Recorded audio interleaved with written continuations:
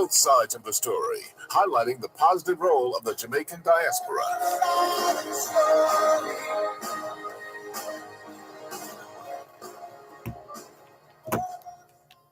Both sides of the story. We always need to hear both sides of the story. Both sides of the story. Time now for Both Sides of the Story on Power 106 FM. We will not take sides, but we listen to your side. Join us as we explore the issues, present the facts, speak with experts, and as always, listen to both sides. What's your story? Tell us on Both Sides of the Story. 922-4112, 922-4113, 922-4114, and 922-4115. You can listen to both sides of the story on the Gleaner's website, www.go-jamaica.com, on your mobile phones at tunein.com or novex.com, or by dialing 832-551-5045 or 213-493-0133 in the USA. If you're in the UK, you can dial 020-3519-0145, and in Germany, 051-180-904044. Our email address is bothsides106@live.com, and you can join us on Facebook, follow us on Twitter, or link us up on Skype. We look forward to receiving your instant messages on MSN or Yahoo, and your text messages on 365-3346. Remember, we have 2 ears and 1 mouth, so we can listen twice as much as we speak. So stay with us as we listen to both sides of the story. Both sides of the story.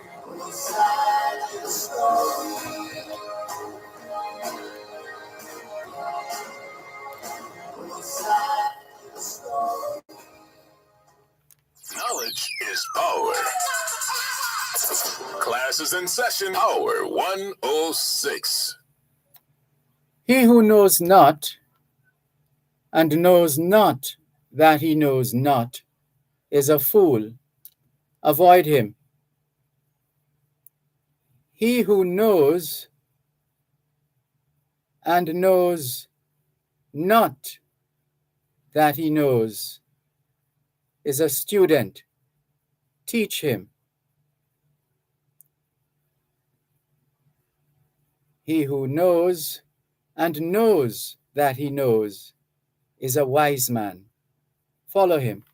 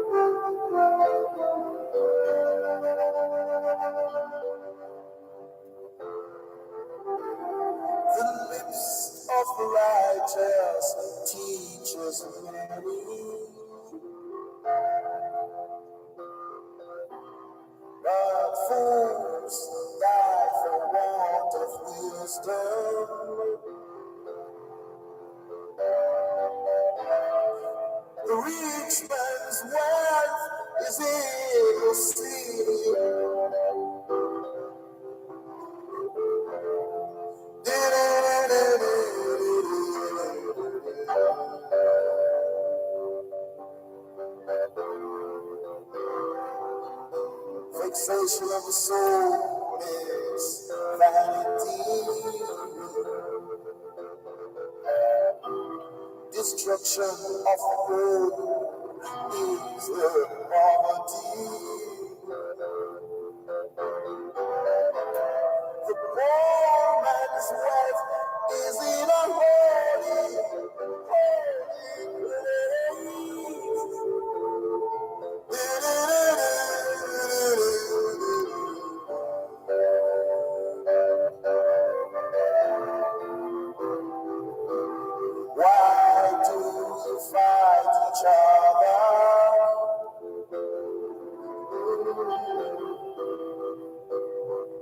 Why do you kill your brother? And your reward will be the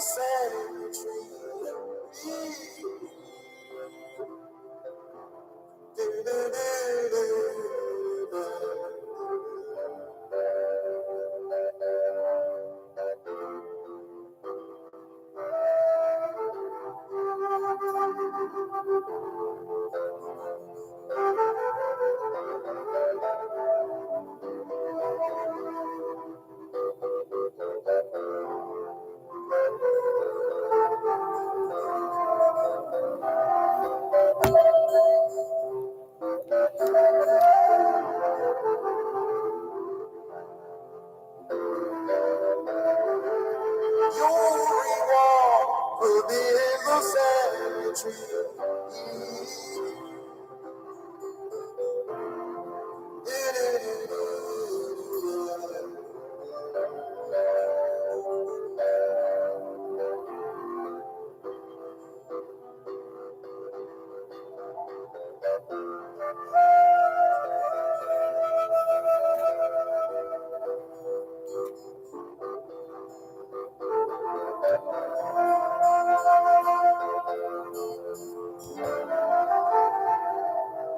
We got to build a better nation.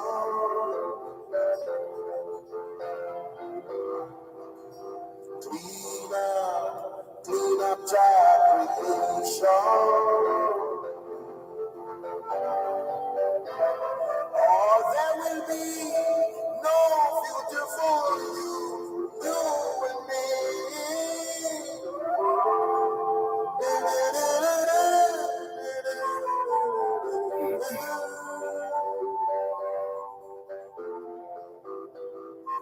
The lips of the righteous teach us many, but fools die for want of wisdom. The rich man's wealth is in the city.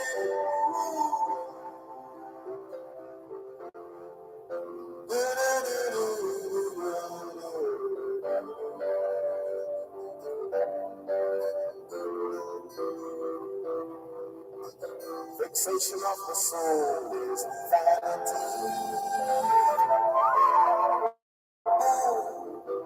Destruction of the people is poverty. The poor man's wealth is in a holy place.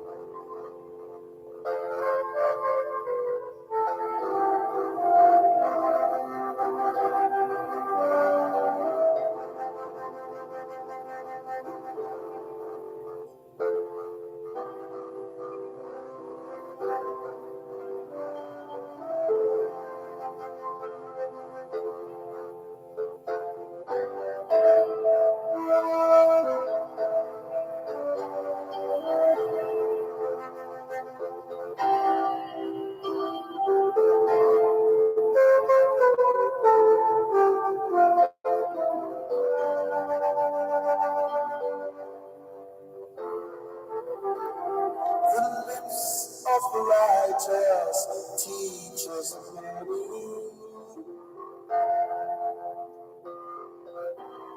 but fools die for want of wisdom.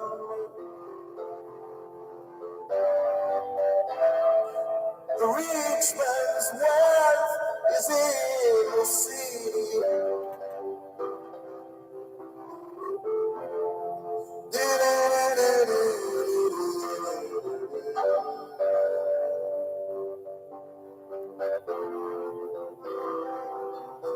Fixation of the soul is vanity.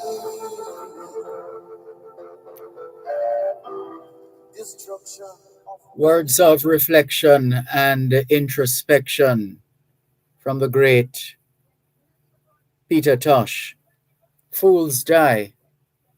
Before that, the Persian apothegm that we like to share on this program, both sides of the story here on Power 106 FM. He who knows not and knows not that he knows not is a fool. Avoid him. He who knows not and knows that he knows not is a student. Teach him. He who knows and knows not that he knows is asleep. Wake him. He who knows and knows that he knows is a wise man. Follow him.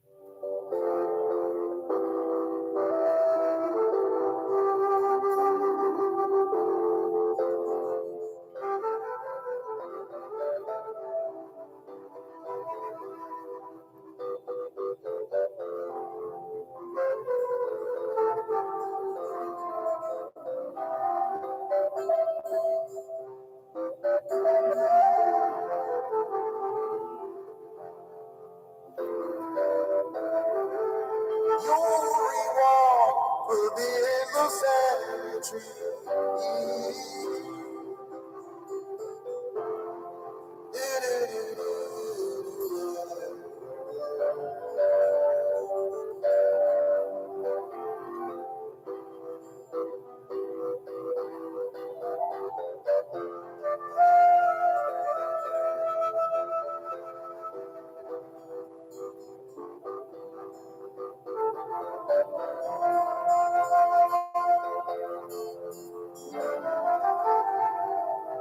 We got to build a better nation.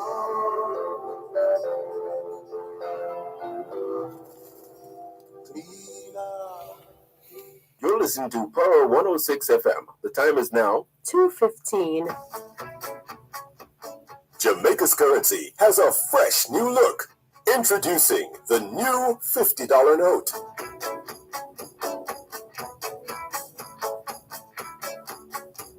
The new $100 note. The new $500 note. The new $1,000 note. The new $2,000 note. The new $5,000 note. Jamaica's new banknotes, modern, more secure, and made to last. Grinnell's Driving School, in partnership with Red Stripe, part of the Heineken Company, presents Part 3 of the Crash Free 2023 Defensive Driving Workshop, Wednesday, June 28 from 8 a.m. to 12:15 p.m. at the Spanish Court Hotel, 1 St. Lucia Avenue, New Kingston. Come learn the common causes of crashes and how to avoid them. Certificates will be awarded and brunch will be provided. Cost $10,000 per person. Sponsored by the RGR Gleaner Communications Group and Advantage General Insurance.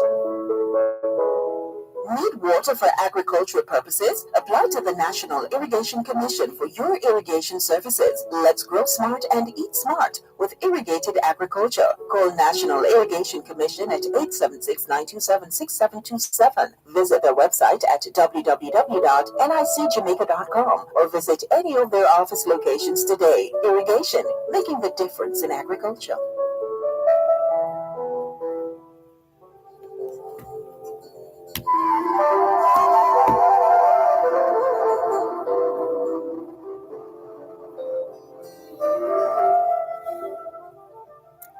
It's the International Decade of Healthy Aging, the International Decade of Ecosystem Restoration, the International Decade of Ocean Science for Sustainable Development, the Decade of Action for Road Safety, and the UN International Decade of Indigenous Languages.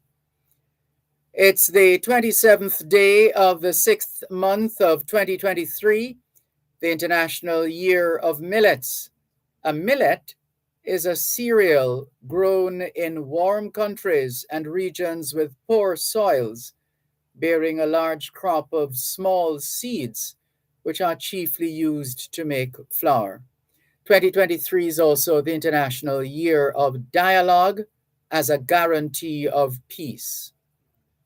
Put another way, it's the 27th day of the first month of the 2023 Atlantic hurricane season.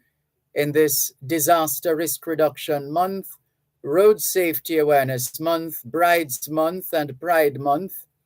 In the United States, National Immigrant Heritage Month, National Caribbean American Heritage Month, and Caribbean Cuisine Month are drawing to a close.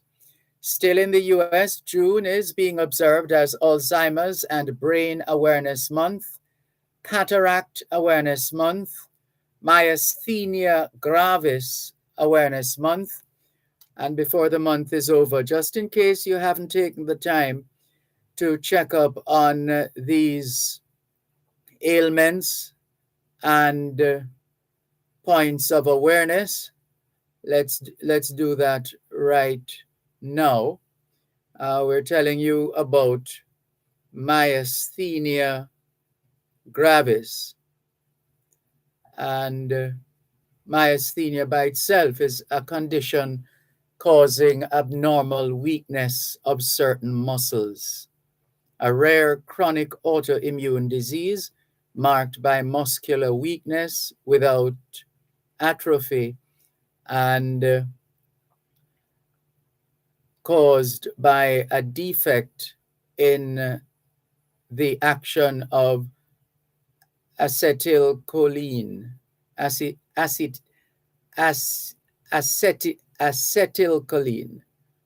acetylcholine, one of those pronunciations, we have to get it right. Acetylcholine. Well, if the medical professionals are listening, please oblige. So that's Myasthenia Gravis Awareness Month. Aphasia Awareness Month, that's another, APHASIA, aphasia,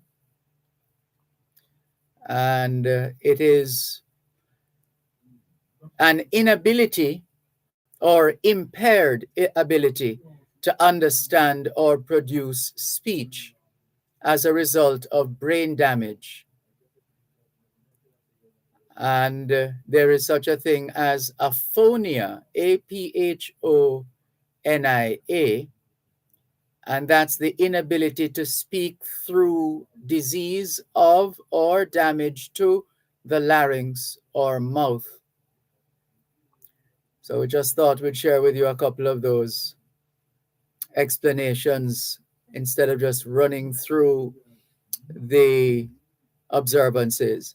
So, Aphasia Awareness Month being observed here in June. So, to Congenital Cytomegalovirus Awareness Month.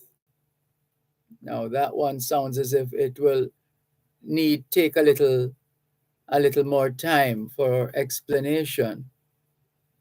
So, the first word we have to understand is congenital,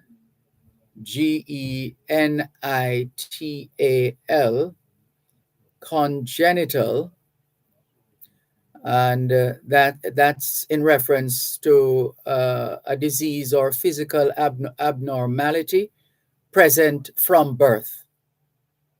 So when you hear that word congenital, it refers to a disease or physical abnormality which has been present since birth or from birth. So, for example, a congenital malformation of the heart. It's a disease or physical abnormality from birth. So that's one part of the condition. The other part, CYTOMEGALOVIRUS. Now, there are a couple of familiar words in this big word. We see the word virus, VIRUS, mega, MEGA, which speaks to size, and there is cyto, CYTO, which is a medical term. So when combined, what we have is cytomegalovirus, cytomegalovirus. And if you break it down in syllables, you find that it's not hard to pronounce. Cytomegalovirus, cytomegalovirus. Just break it down in syllables, as my late mother used to teach us. Break down the word in syllables. So cytomegalovirus is a kind of herpes virus, which usually produces very mild symptoms in an infected person, but may cause severe neurological. And when you hear the word neurological, think of the brain, neurons, neurological, the brain. Right, so a kind of herpes virus which usually produces very mild symptoms in an infected person, but may cause severe neurological damage in people with weakened immune systems, which is why it's so important. And we said it a lot during COVID-19 that we should spend that period and beyond to build our resilience, to build up our immune system. Because once the system is sufficiently fortified, then elements will not be able to so easily breach the immunity because it would be quite fortified. Right, so that's congenital. So congenital means it's from birth. Which means with, and genital from genes, congenital. So it's from birth. Congenital Cytomegalovirus Awareness Month. It's also Migraine and Headache Awareness Month, National Safety Month, Scleroderma. Let's give you this one as well. SCLERODERMA.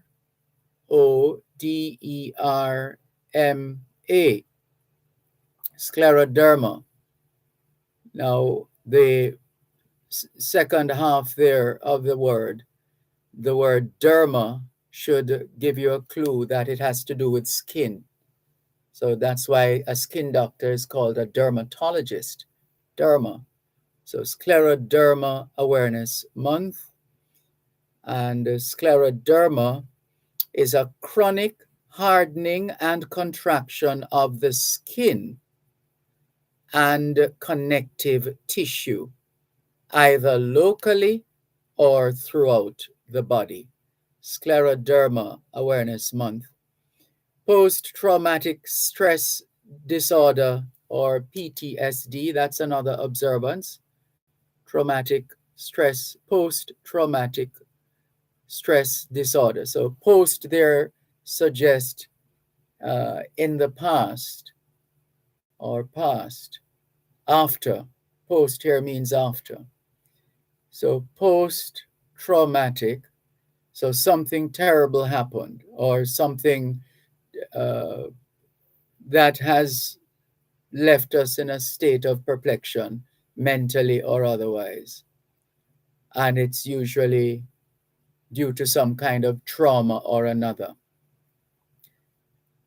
So it happened at some point, but we have to deal with it in reverse. So it becomes post-traumatic stress disorder. And the word stress, well, most people know what that is, but it does have, in relation to English, and you, for example, you talk about where you put the stress. So if I say, I'm just thinking one of the words, like depending on where you put the stress, the meaning is defined or determined by virtue of where you put the emphasis.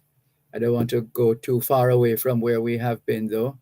So, but essentially post-traumatic stress disorder speaks for itself. As we said, there's the element of trauma. There's the element of trying to deal with it after. And not all of us are keen on dealing with stress, and that can cause even more stress, which then makes it a form of disorder.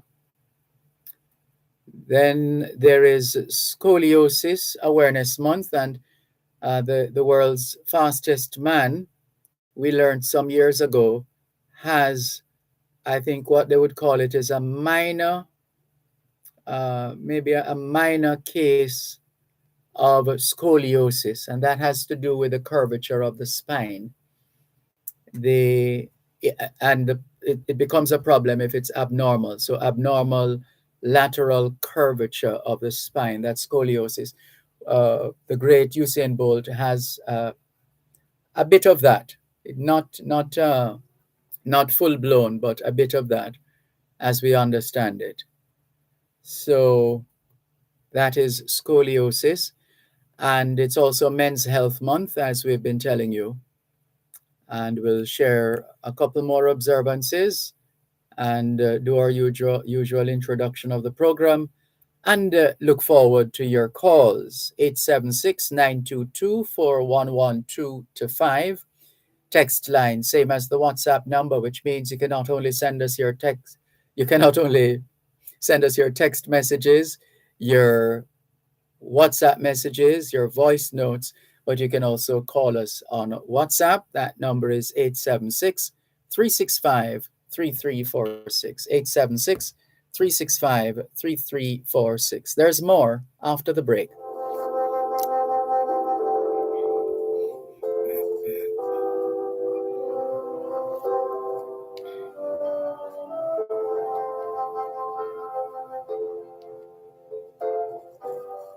You're listening to Power 106 FM. The time is now 2:30. Grinnell's Driving School, in partnership with Red Stripe, part of the Heineken Company, presents a National Road Safety Awareness Month Expo, Wednesday, the 28th of June, 2023, in the S Foods parking lot from 12:30 p.m. to 7 p.m. Take the entire family with you and experience presentations and exhibitions highlighting the importance of road safety. Sponsored by the RGR Gleaner Communications Group and Advantage General Insurance Company. Both sides of the story. Do you have a title for your land? Are you thinking about buying or selling land? How much is your property worth? Tune in to Both Sides of the Story with Dervan Malcolm on Power 106 FM every last Tuesday at 3:30 p.m. for The NLA and You, a program that examines the National Land Agency's role in building an efficient and transparent land titling system for Jamaicans. That's The NLA and You on Both Sides of the Story with Dervan Malcolm every last Tuesday at 3:30 p.m. The National Land Agency. One agency, one goal, committed to serve you better. Hi. Hi. Mhm. Thank you for that. Thank you very much. For this is the Dr. Foster. Mhm. She has to do it at 4 p.m. I don't know if you saw my email. No, Yeah, the thing we spoke about. that's not a problem. Okay, good. Now, I can resend the information on her to you now. Right? Just so it's at the top of your inbox or your email, your inbox, right? Well, yeah, great. Yeah. But I'm gonna send you the information. Okay. All right. And I thought it would be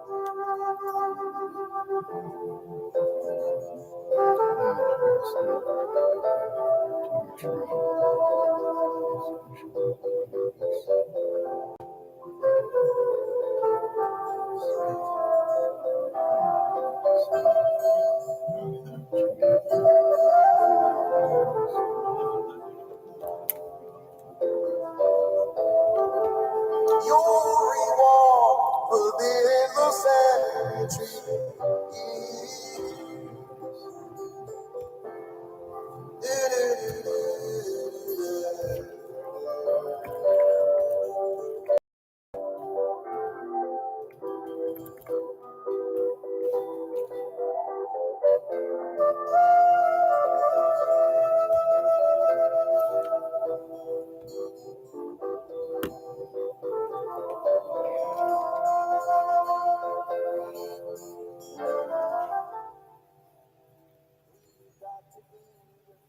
The other observances before we get into today's program, the anniversary of the Amir's succession is being celebrated in Qatar. It's Independence Day in Djibouti, Memorial Day for war martyrs in Vietnam, and Our Lady Perpetual Savior is being revered on Haiti.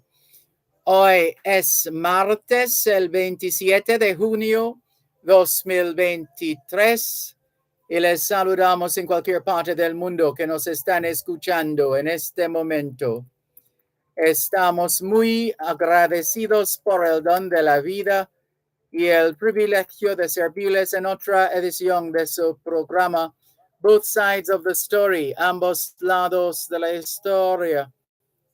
Nunca vamos a tomar su audiencia por sentado porque sabemos que ustedes tienen otras opciones y esta es la razón por la cual jamás olvidamos darle las gracias por elegir Both Sides of the Story, ambos lados de la historia, de lunes a viernes desde las 2 hasta las 5 de la tarde, aquí en Power 106 FM. La misión continua para educar, capacitar, iluminar y estimular el espíritu empresarial. Bienvenidos.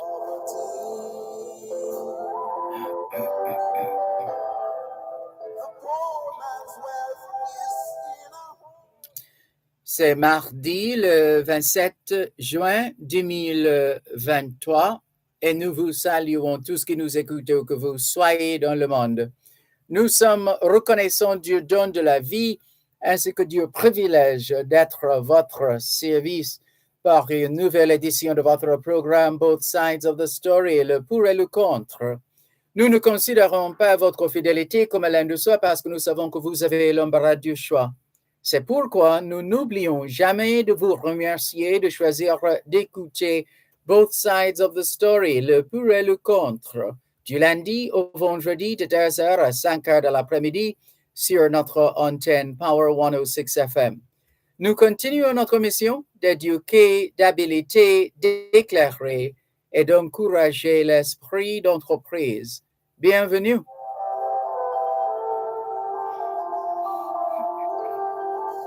All we're saying is it's Tuesday, the 27th of June, 2023, and we greet you well, wherever in the world you are listening to us right now. We remain eternally grateful for the gift of life and the privilege to serve you on yet another edition of your program, Both Sides of the Story. We don't ever take your listenership for granted because we know you have choices. And that's why we never ever forget to remember to say thanks for choosing to listen to Both Sides of the Story, Monday to Friday, 2 to 5, right here on Power 106 FM.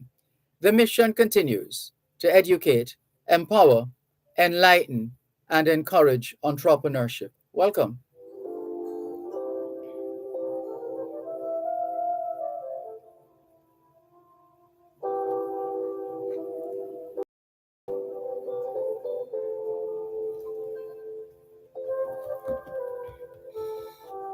Good afternoon to those of you listening to us on 106.1, 106.3, 106.5, 106.7, and 106.9, from Morant Point to Negril Point, from the Goat Islands to Galena Point.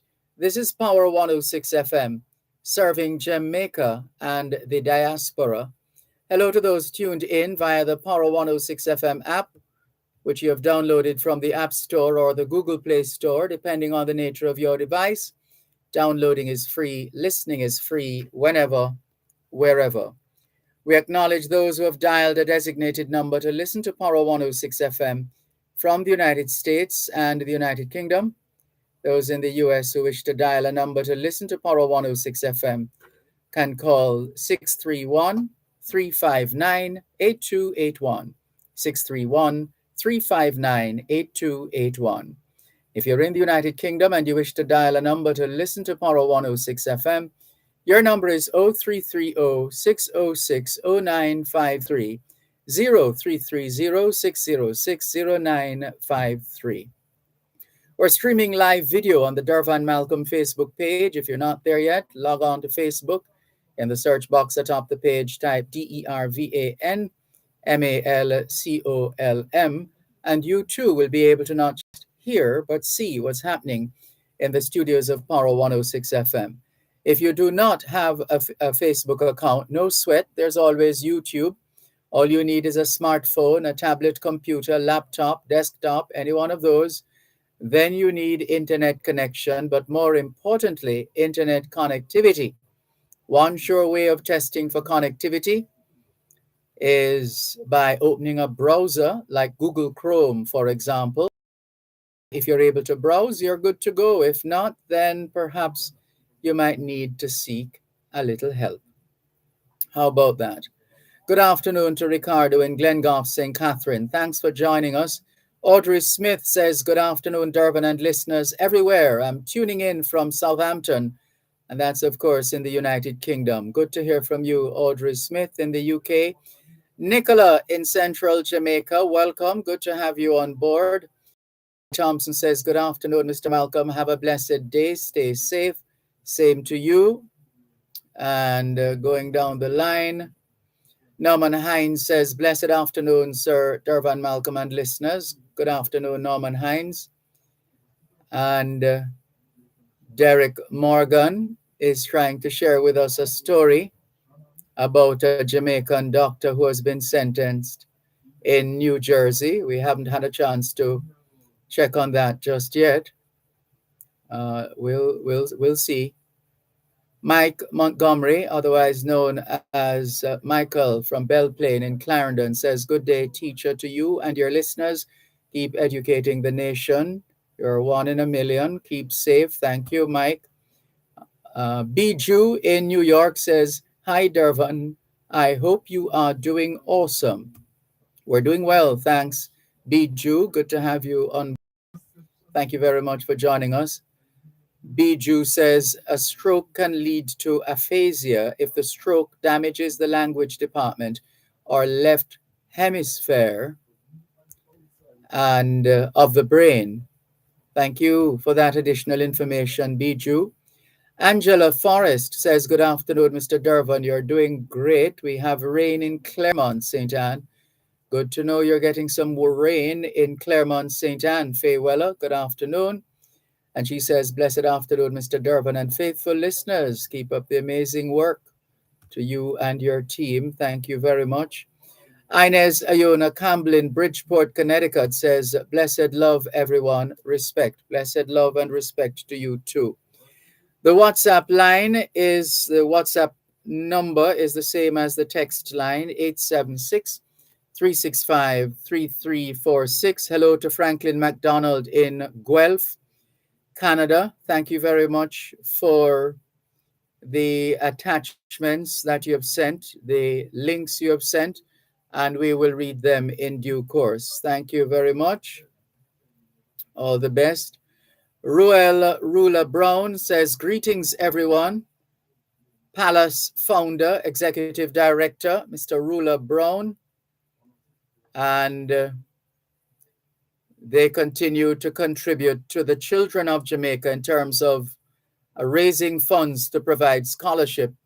It's called Palace, meaning Peace and Love Academic Scholarship. Peace and Love Academic Scholarship. Let's go to the phone lines, 876-922-4112-5, 876-922-4112-5. Hello, good afternoon. Thanks for calling. Are you there? Yes, sir. Good afternoon, Mr. Malcolm. Good afternoon. Go ahead, please. Robinson here from Bulby. Yes, Mr. Robinson from Bulby. What's happening? Yes. I just called because I'm calling to request something of you because today is my birthday. Happy birthday. Yes, today is my 57th birthday. Good. Yes, and so I'm just calling to find out if I can get a song. I don't know. If I can get a song in Adam for my birthday. Which song is that now? Denise Williams, "God Made You Special." Okay. Yes, I'd like to hear it. Please. We'll see if we can find it. Yes. Some Malcolm, and here, as I say, I told you that when I call back, I would like to address something with that never is talking about. But I don't have much credit now, and I'm doing something right now, so I won't be able to do that right now. So I'll be calling back next time. Sure, no problem. And address it. But I just called to find out if you could play the song for me, please. All right. All right. Thank you very much.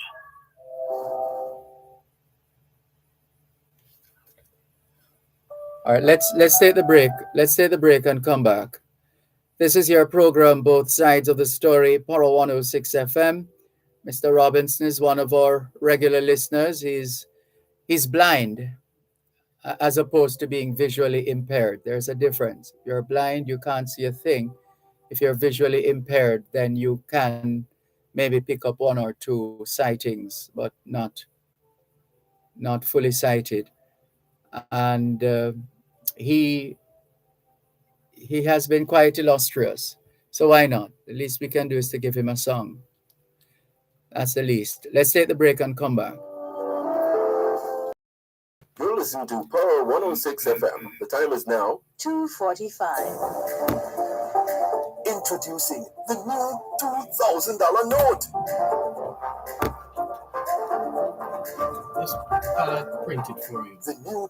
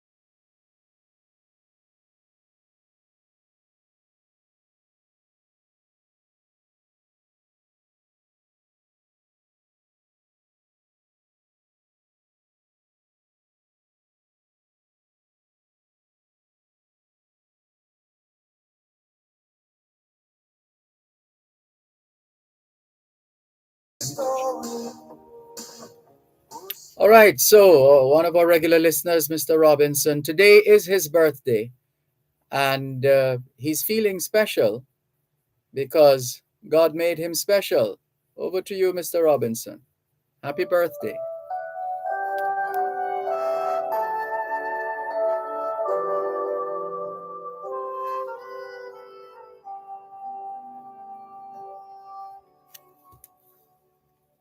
God made you special. God made you special, for there's no other who's just like you. Special you are. God made you special. God made you so special, for there's no other who's just like you. Special you are. Love you took the time to breathe into your heart and mind and identity. Your kind of style sets you apart. Be yourself. It's fine. It's all God's design. God made you special. God made you special, for there's no other who's just like you. Special you are.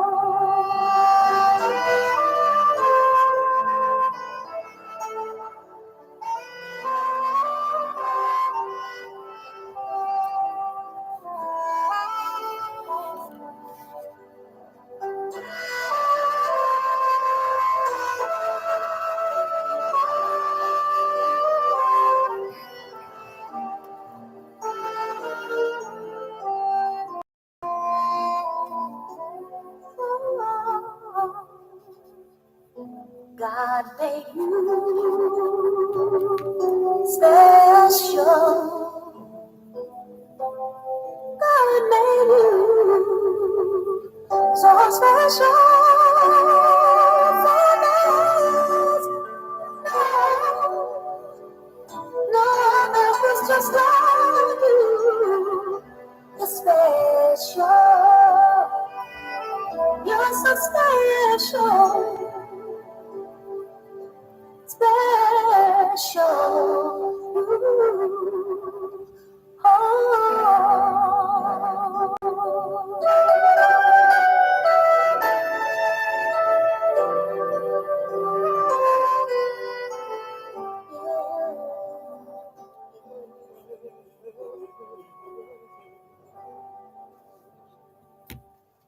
As requested by Mr. Robinson in St. Thomas. Thank you. Thank you very much for giving us the opportunity to play that particular recording. So it's a very, very special song. Let's continue with more on your program, Both Sides of the Story, Power 106 FM, still streaming live on the Gleaners website, go-jamaica.com. A message here saying, "Blessed day, Sir Malcolm. Please send congratulations to my daughter." Now, let's see now. This looks like one of these modern names. Let's see. It looks like Alikia as opposed to Alekia. I would go with Alikia, Alekia. And the person who sent the message could confirm, please, the pronunciation. We're very big on people's name. We are a little disappointed sometimes when we get it wrong. Because if you're calling somebody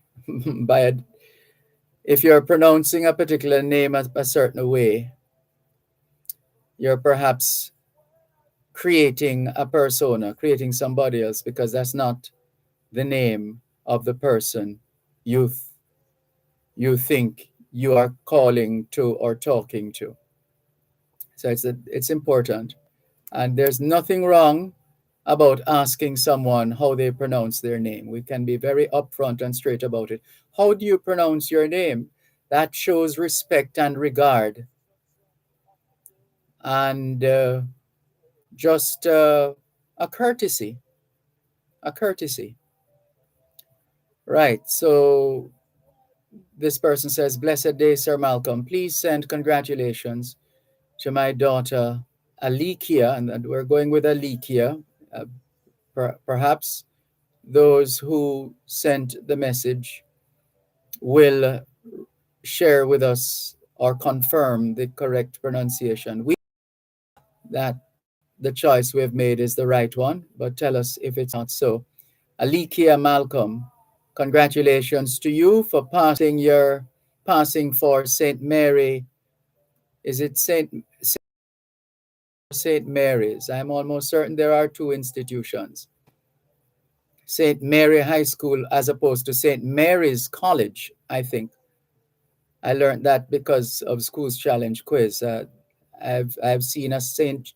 Mary's College playing quiz. I also have seen St. Mary High School playing quiz. You can help us to clear up those two things.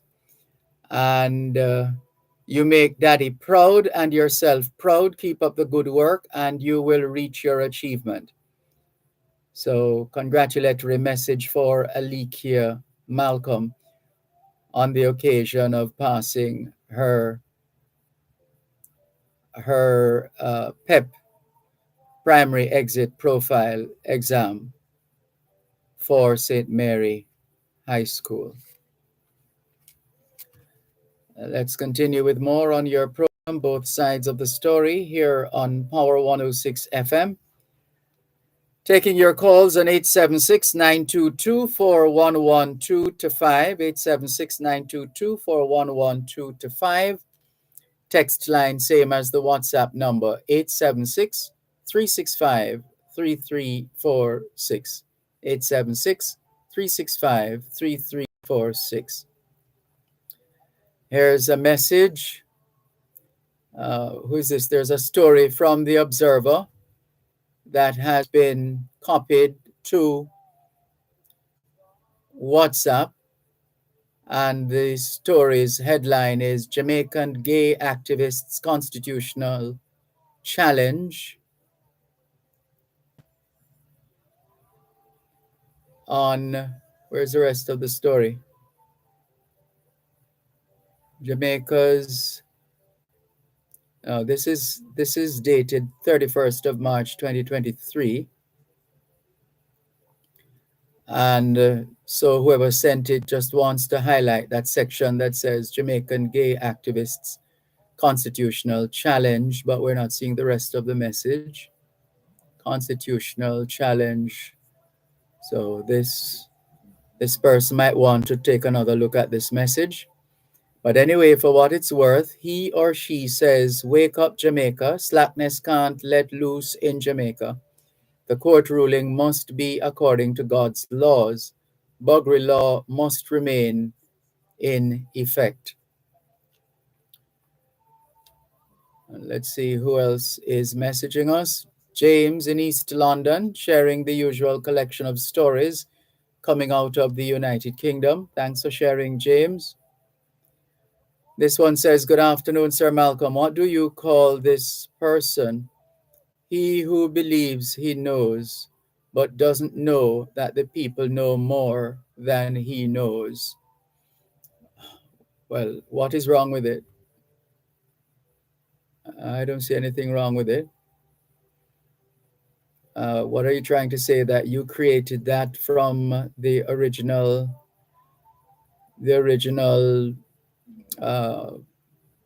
gem? I don't know.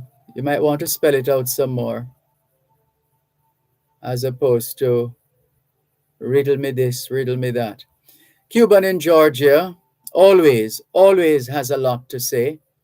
He says, "Good afternoon, Sir Malcolm. Where are the defenders of corruption? Show themselves, because here we're defending the rights and privileges of the poor people of Jamaica without fear or favor. And how could this administration brag about what they're not doing?" Nobody can brag about what they're not doing, Cuban in Georgia, and not be called out. It's the age we're living in now. Everything is out in the open. Everything is out there. Long before some of the media houses get stories, the information is out there. You can't hide anything anymore. So don't get hung up on those matters. Those of us who have eyes to see will see and have been seeing. Those of us who have ears to hear will hear and have been hearing.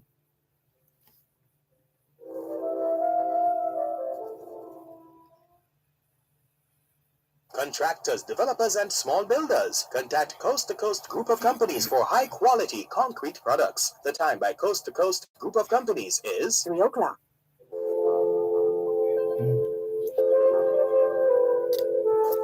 So, yeah, whatsoever to one of, what's his name? This philosopher who essentially concluded a speech he was making by saying, whatsoever is, if I could only remember it right now, too many things to remember, but essentially saying whatsoever is. So that it is. We can see it, we can hear it, we can feel it, we experience it, we can see it. Whatsoever is. And he says the people have a right to demand better lives and living conditions. And the people have been doing that. The demonstrations which started weeks ago are still going on. And the intimidation practices they have been engaging, we're not aware of any intimidation practices. Come on now. We have to be careful that we don't become the people we condemn. We have to be careful we don't become the people we condemn.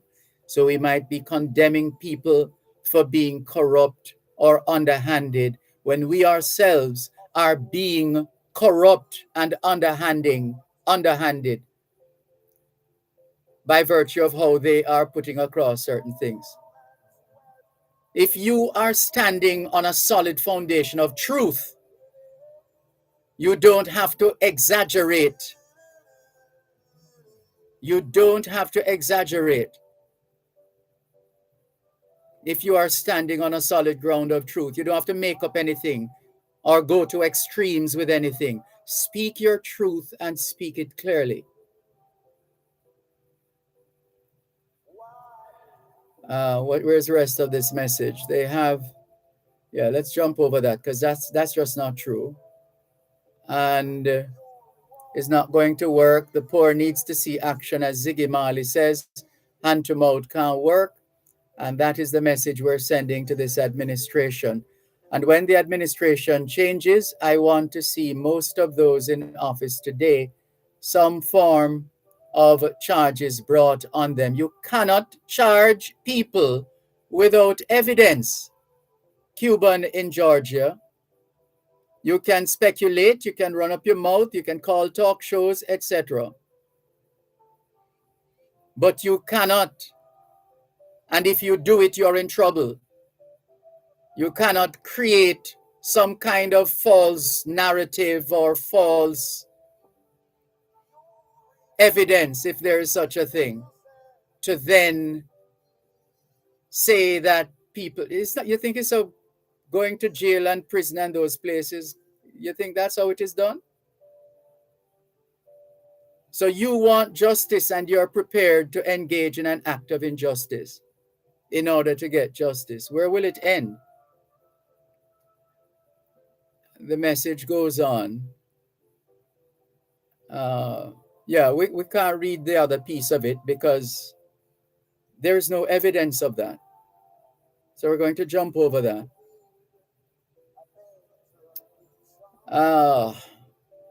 And I want to know who authorized the multiple indefinite work permit that was given to the Chinese. How long do these permits run for, and what are the requirements for renewal? Cuban in Georgia, there's a thing called the Access to Information Act. I'd humbly suggest that if you want to get that kind of data, that you approach the Access to Information Unit within the Ministry of Labor and Social Security. And he says, Sir Malcolm, with the massive pay increase the administration gave to itself, in 5 years' time, all those parliamentarians will be billionaires, according to the mathematical formula or calculation. Let's move on. 876-922-4112-5. Good afternoon. Thanks for calling. Yes, sir. Good afternoon. Good afternoon. Yesterday, you quote a scripture. The scripture was, "We are the salt of the earth." That wasn't yesterday. That was yesterday? Yes. That was Friday. That was Friday. Okay, Friday. I wonder about that scripture. And it's going to say that we are the salt of the earth. And if the salt has lost its flavor, where shall it be salted? So people, let us go to salt then, because you make it, I say, these are different things you're talking about. But cry to the salt. But that scripture not finished. It should be modified, you know. It should be modified. Yes. What's the modification? Okay, here it is now. We are the salt of the earth. But you must not consume too much of it.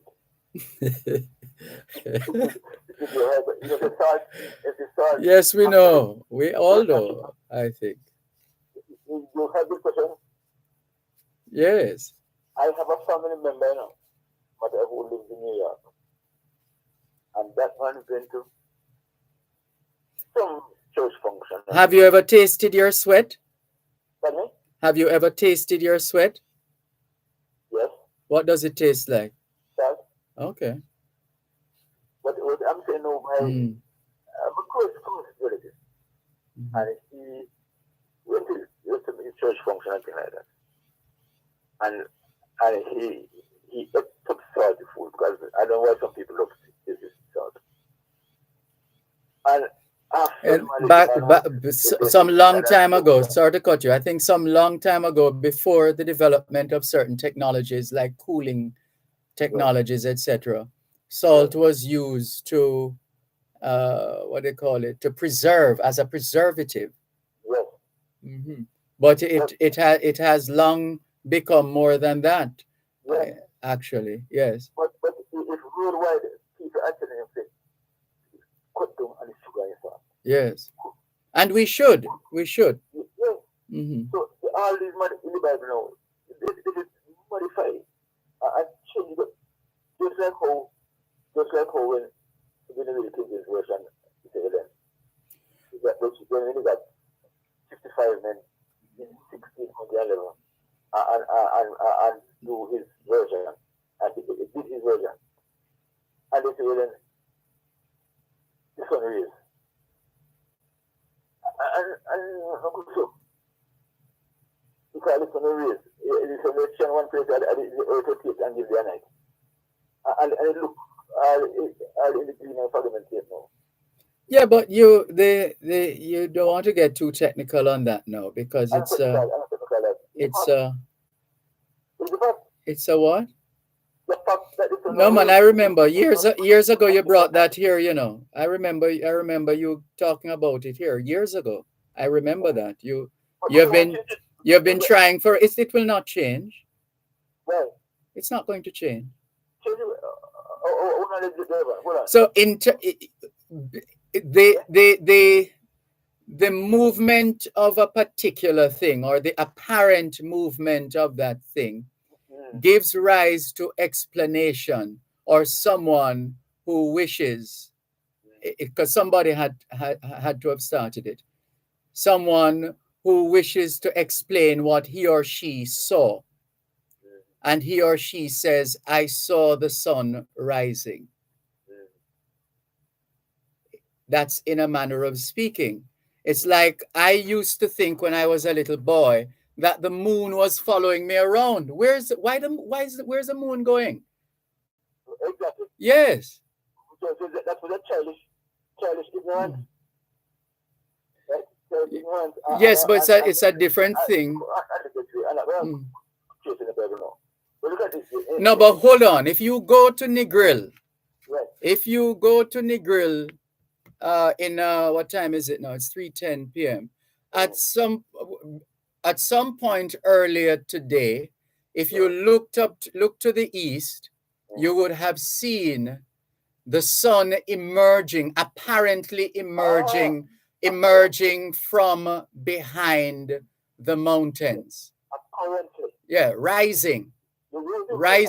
And that same sun that rises in the east, that to our eyes, that same sun that rises in the east, within hours from that, will set in the west. So it will appear to be going down, just as how it appears to be rising. It's the use of language. Nothing is wrong with it. Absolutely nothing is wrong with it. The imagery, it's called imagery. The imagery is striking. Remember I said you brought this maybe about 20 years ago. You called me on this subject. Yeah, I remember it distinctly. So it's the imagery. It's imagery. No, but who is arguing about fact? It is about imagery. What are you seeing? If you are in that vicinity when the sun is apparently coming up, what are you seeing? And I know what I see because I am a lover of nature. Oops, we lost him. Must have run out of credit or something like that, although I think he has a home phone.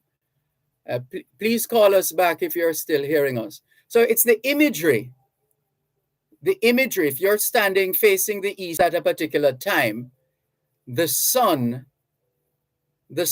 appears to be rising, and not just in terms of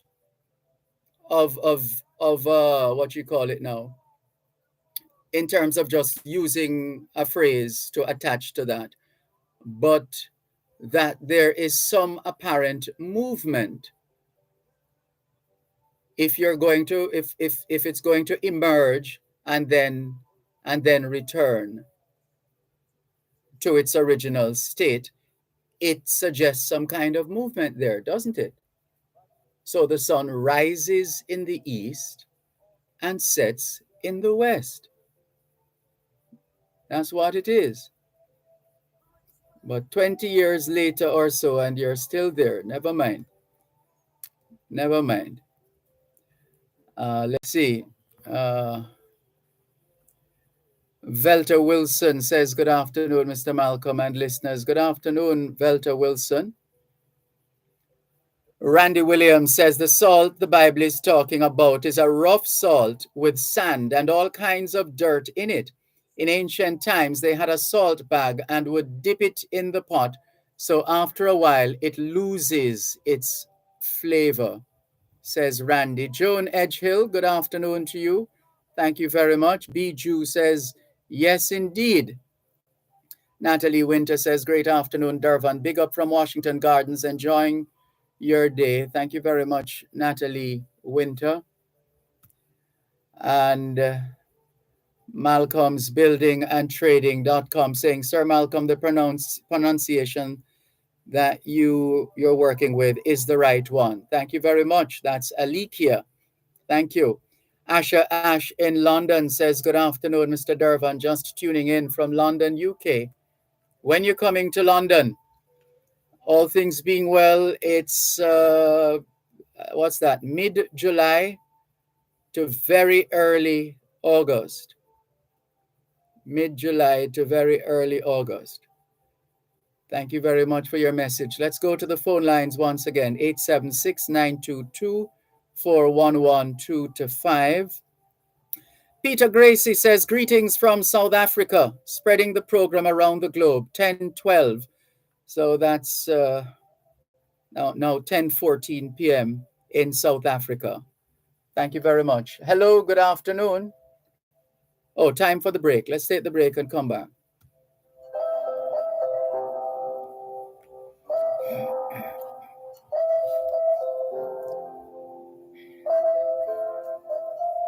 You're listening to Power 106 FM. The time is now 3:15. Grinnell's Driving School, in partnership with Red Stripe, part of the Heineken Company, presents a National Road Safety Awareness Month Expo, Wednesday, the 28th of June, 2023, in the S Foods parking lot from 12:30 p.m. to 7 p.m. Take the entire family with you and experience presentations and exhibitions highlighting the importance of road safety. Sponsored by the RGR Gleaner Communications Group and Advantage General Insurance Company. Both sides of the story. Hi everyone, I'm Dr. Altricia Foster. I'm a vaccine scientist living in the US. I'm also a baker and an author. Join me for a special edition of Diaspora Check-In with Dervan Malcolm. I will be sharing my side of the story on both sides of the story on Power 106 FM on Tuesday, June 27th at 4 p.m. Both sides of the story, linking Jamaicans in the diaspora with Jamaicans of like mind in Jamaica. Importers. Shipments requiring you to pay customs duties and taxes are cleared on a customs goods declaration known as an IM4 or IMS4. Ask your clearing agent to provide your customs declaration, customs assessment notice, and customs receipt once duties and taxes are paid.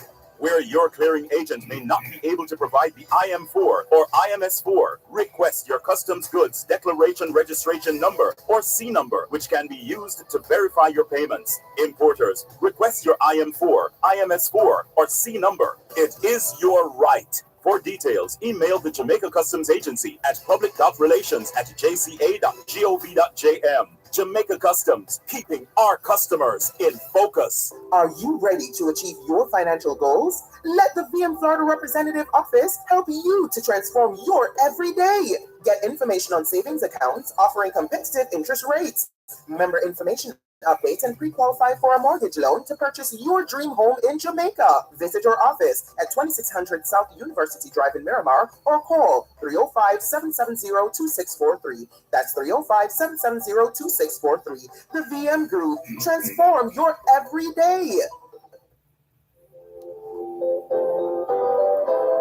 The poor man's wealth is in a holy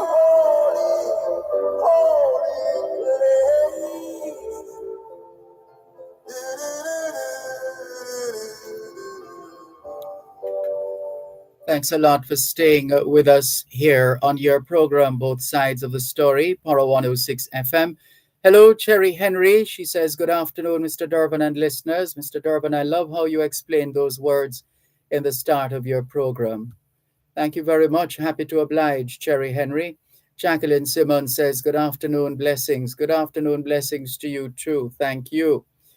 A couple of messages now says, this one says, Dervan, the man Willie, that was a caller a while ago with respect to the sunrise, who talks about salt is a troublemaker. Why would you say that?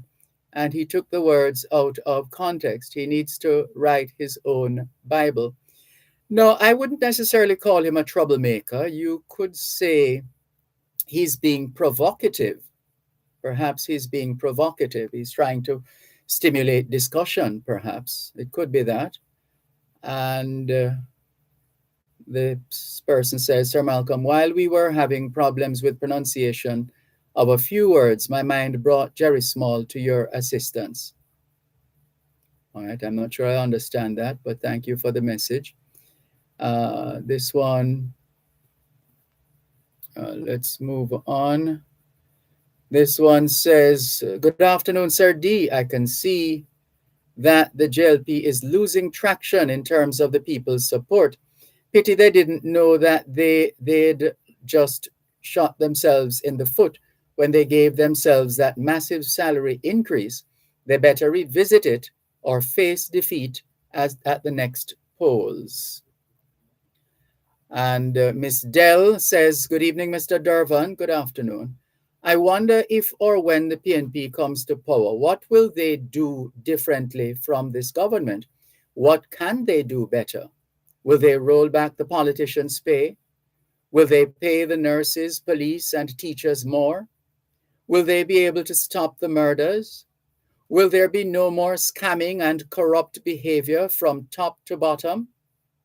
God's blessings on you, Mr. Dervan. Thank you very much, Miss Dell. Pertinent questions. It's the same country. Win, lose, or draw, it's the same country, Jamaica. It's the same resources, limited as they are. That's just a fact of life. Cuban in Georgia says, where does this one start now?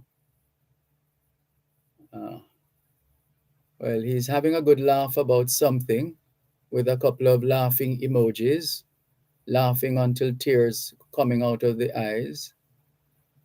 And Sir Malcolm, how is the state going to renovate the JUTC to service the rural community of the island? I think you meant communities. And in any case, who told you that the JUTC was going to be used in that way, Cuban in Georgia? Where did you get that information from?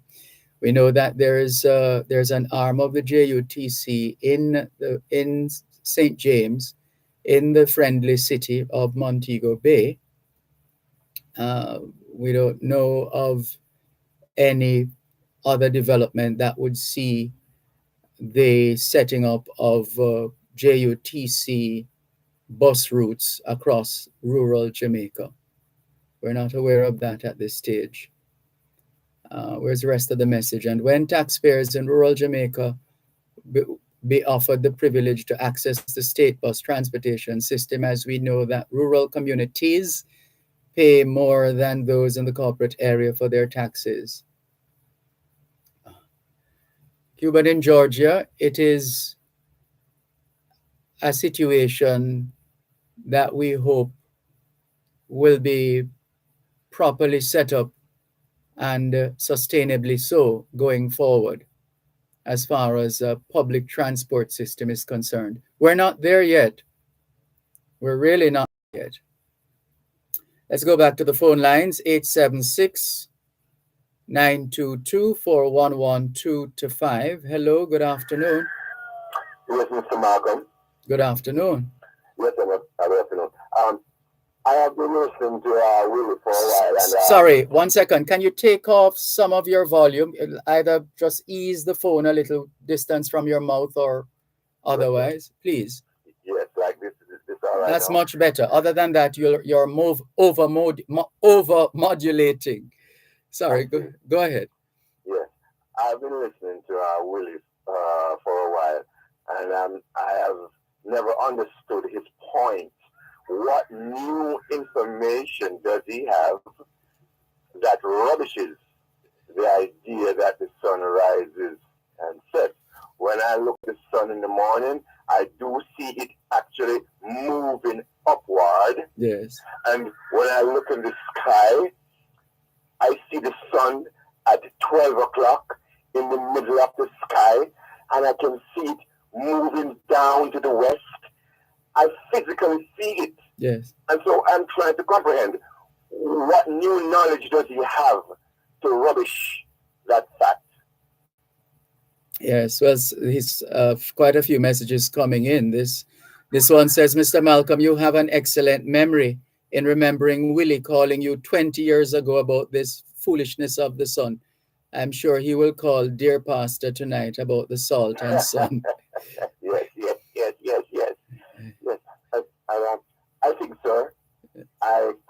wrong, but I dare say it's a bit of disdain and dislike for that record. A lot of people are like that for whatever.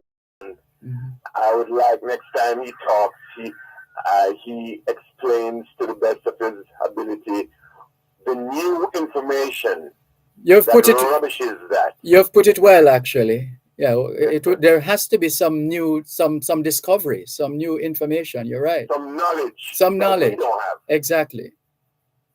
I thank you, sir. Thank you very much for your intervention. This is your program, Both Sides of the Story, Power 106 FM. This person says, Sir Malcolm, it's not only the JLP who shot themselves in the foot, but the PNP also got shot in their foot. Both JLP and PNP support the massive salary increase and would pray if neither of them become government. Let's go back to the phone lines, 876-922-4112-5. Good afternoon. Thanks for calling. Good afternoon, sir. Good afternoon. Long time ago, after the University Department of Israel, you have said food affects behavior. The ignorant role of nutrition is indefensible. If we paid attention to diet, we could make a difference. Yes, that is true. Yes. So, I don't understand how it's so difficult for us to see that it's time now for us to educate the people that they must come from off of this good diet. Yeah, well, this You is understand what I'm saying? absolutely as clear as day. Look here. Yes. If we are eating food, 99% of what we ingested or consume over, say, 20, 30 years is undigestible. Right? And our brain is connected to our digestive system. Then it's not, you don't figure it affects our brain so. Food affects our brain so. Of course. Mentally and physically. Yes. Yes. So when I see this sort of schizophrenia go there, and the mental disorder all over the place, what are we doing where nutrition is concerned? Yeah, we know. The thing is, by now we know what we need to do in order to stay healthy. The question now is the extent to which we're actually doing it. We are all guilty at some point or another of sorry, we lost him. At some point or another of just not eating the right thing, because we tend to be spoiled when it comes on to food. There's something that we love. No matter what, we have to get a piece of it or some of it or even all of it. But we still have to be smart and take care of our bodies. Thank you very much for the call. This is your program, Both Sides of the Story, Power 106 FM. Good afternoon. Thanks for calling. Good afternoon, my professor. Good afternoon. Mr. Malcolm. Yes, sir. Russia. You take note what is happening in Russia? Looks like it's running counter to what you were projecting. No, Mr. Malcolm. No? No. What were you projecting and what's happening now? What's the difference? Well, let me tell you something about this Wagner group that was disbanded. Uh-huh. You know that Russia paid mercenaries to fight war for them. So we have been listening to the BBC. Right, but they have their main army. Mm-hmm. Now, Russia is the largest country in the world, right? Geographically, yes. Yeah, and Putin is telling the world that it is difficult to police. So this Wagner group that they employed as part to fight war for them in Africa, in Syria, and even in Ukraine. And Eastern Europe, yes. And they pay these mercenaries, they are recruited from the prison. Yes. So they are hardcore prisoners who are looking for freedom. And if they cut through the war process for 6 months and it's successful, they are free to go. That's right. They're either free to go or free to enlist. Yeah, so what's happening now that mutiny has been put down, and Putin is now stronger for it. Stronger? Yes, sir. He's stronger for it. You sure about that? positively sure, Mr. Malcolm. From whence cometh his strength? From the fact that the mercenary leader, he wanted to march into Moscow. And one phone call Putin made to the Belarusian president to tell this madman to don't come any further, he had to turn back. And Russia didn't owe them any money or anything like that tonight. It was just a misunderstanding between the main army and the mercenary group. Yeah, so Putin is a stronger man in the world today than before the mutiny happened. It's funny that you should draw that conclusion, because I've been monitoring BBC and they seem to be suggesting that it's what has happened, and I think I get some of that from CNN as well, that it's an embarrassment for Putin how things have worked out, actually. Never mind the play with the Wagner group and all of that. But yeah, we have to take a break. In fact, we have a scheduled interview that we need to take. So please, Mr. Carter, if you want to if you're able to call us back, or yes, thank you. Okay, sorry about that. Help us protect Jamaica's borders. Tell us about any illegal guns coming through customs controlled areas. Call Crime Stop at 311. The time by the Jamaica Customs Agency is 3:30.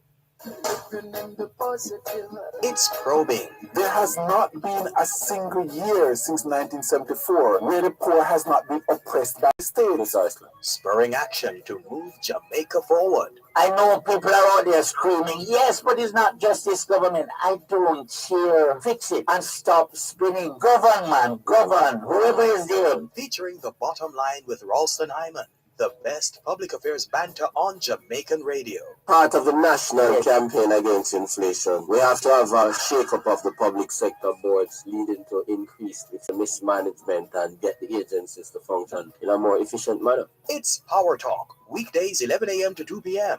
Identifying challenges and finding solutions in a globalized world. Dr. Herbert Gale on Mondays and Tuesdays. Simon Crosskill from Wednesday to Friday on Power 106 FM. Join us.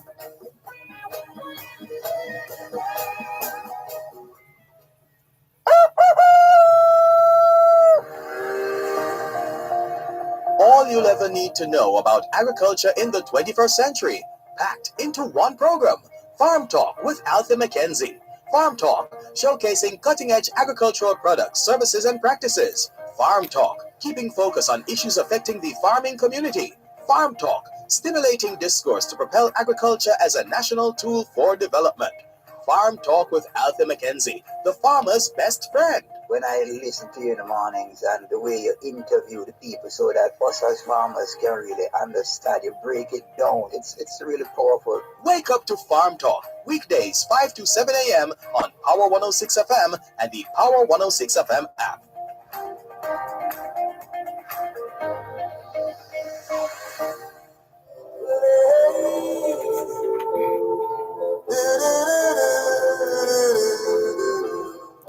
Thanks a lot for staying with us here on your program, Both Sides of the Story, Power 106 FM. I'm Dervan Malcolm.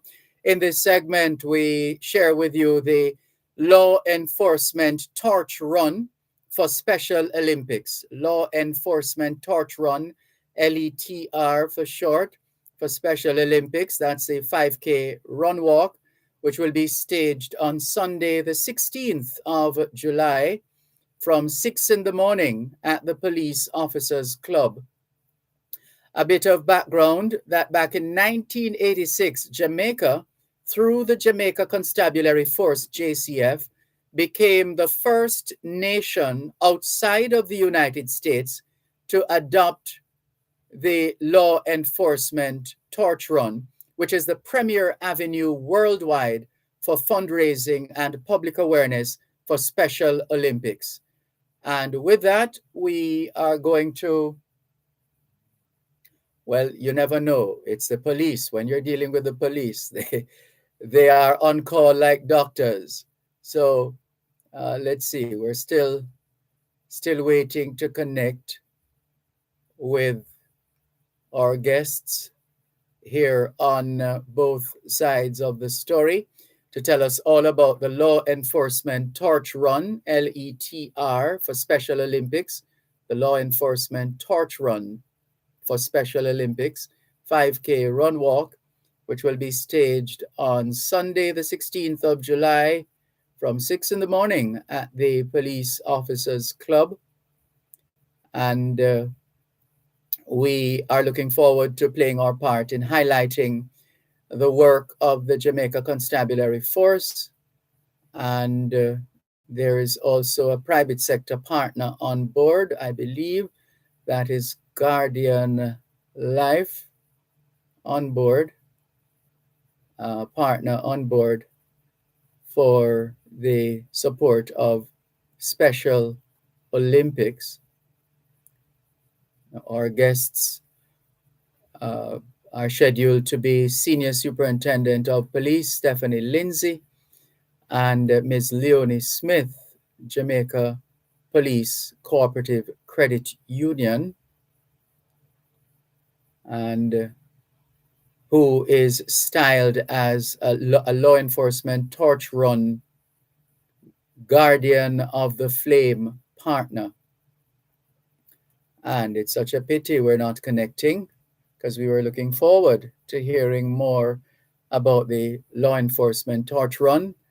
I'm sure at least one policeman must be listening at this time and can send a message to Police Superintendent, Senior Superintendent of Police, Stephanie Lindsay, to let her know we're trying to reach her for her scheduled interview, or whether Ms. Leonie Smith of the Jamaica Police Cooperative Credit Union, who is regarded as a law enforcement torch run guardian of the flame partner, that if any of them, if you know of any of those two ladies and you're in a position to call them or message them or WhatsApp them, please let them know, or ping them.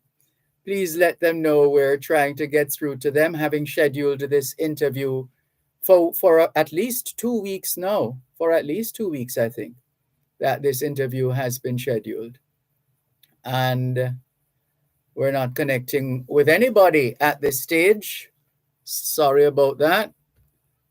We hopefully at some point, one of the two ladies will join us, or both. Let's see. And that would be even better if we had both of them. In the meantime, let's continue with more on your program, Both Sides of the Story. Power 106 FM, still streaming live on the Gleaners website, go-jamaica.com, live on your smart devices all over the world, taking your calls on 876-922-4112-5, 876-922-4112-5. Text line, same as the WhatsApp number, which means you can not only send us your text messages, your WhatsApp messages, your voice notes, but you can call us on WhatsApp as well, 876-365-3346, 876-365-3346. So since we had already committed to going through with this interview, re the law enforcement torch run, let's see, for Special Olympics. Let's share some information with you. The law enforcement torch run is a grassroots fundraising effort for Special Olympics International. The mission of the law enforcement torch run is to raise awareness and funds for the Special Olympics movement. Law enforcement members and Special Olympics athletes carry the flame of hope into opening ceremonies of local competitions. The law enforcement torch run organizes local torch runs across different areas And they also have these signature T-shirt sales each year. And that is the main fundraising, one of the fundraising initiatives. And as far as Jamaica is concerned, we do our fair bit. In fact, if you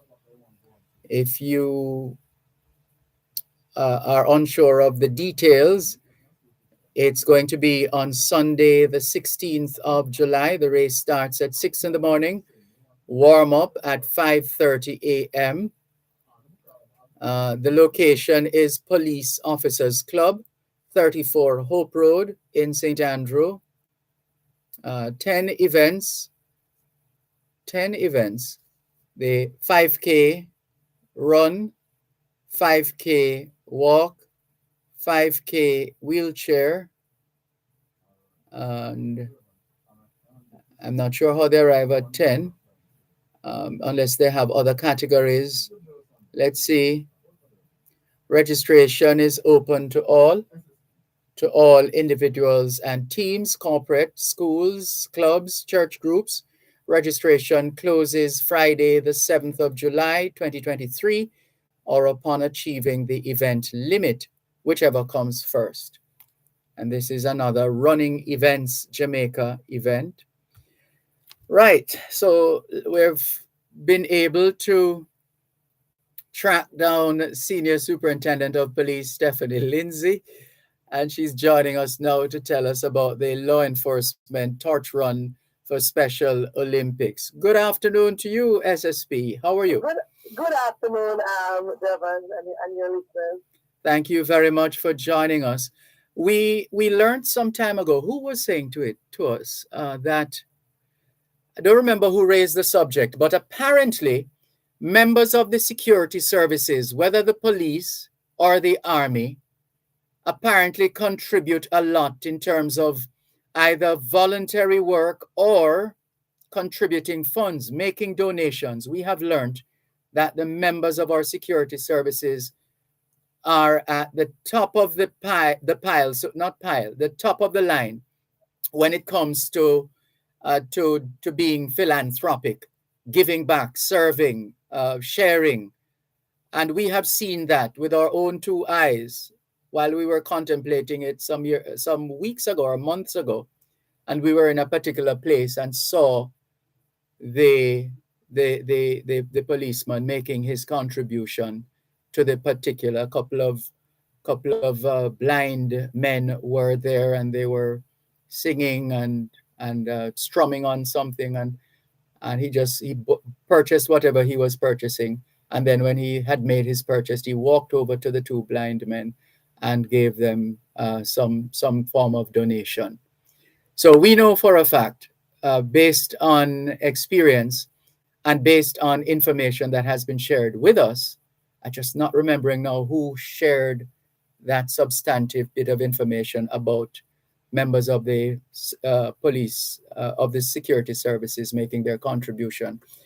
But we can well understand why the law enforcement torch run for Special Olympics continues so successful, because we have some real giving men and women of the police services, wouldn't you say? Yes, I would say. Mm-hmm. I agree. All right. So, help us to get and to picture how it will all come together, with the law enforcement torch run, Special Olympics, the actual event itself, and what is involved. All right. So thank you for the opportunity to share. Sure. So the law enforcement torch run is a global movement of law enforcement officers who, whether our role is we raise funds and create awareness about persons with intellectual disabilities. And what we do is that we have a symbolic torch that we carry that represents the flame of hope for the persons with intellectual disability and their spirit, because they do very well. And the law enforcement community, we are regarded as the guardians of the flame. Yes. So we guard the flame of hope. So globally, we have over 90,000 law enforcement practitioners who are actively involved in raising funds. And globally, we are the biggest fundraiser for Special Olympics internationally, and likewise in Jamaica, we are the major fundraiser for Special Olympics. Because Special Olympics program in Jamaica is not just a one-off event, it's a program that they have that caters to persons with intellectual disabilities. So they require lots of funding to treat with the different things that they do. So we in Jamaica, it's all the uniform groups. So it's the JCF, the JDF, corrections, customs, passports and immigration, fire department. We all come together. Was it always that open? I thought it was just the police. Right. So we have been around since 1986. In 2010, we brought on board the other uniform groups. So they have been with us since 2010. We have been around since 1986.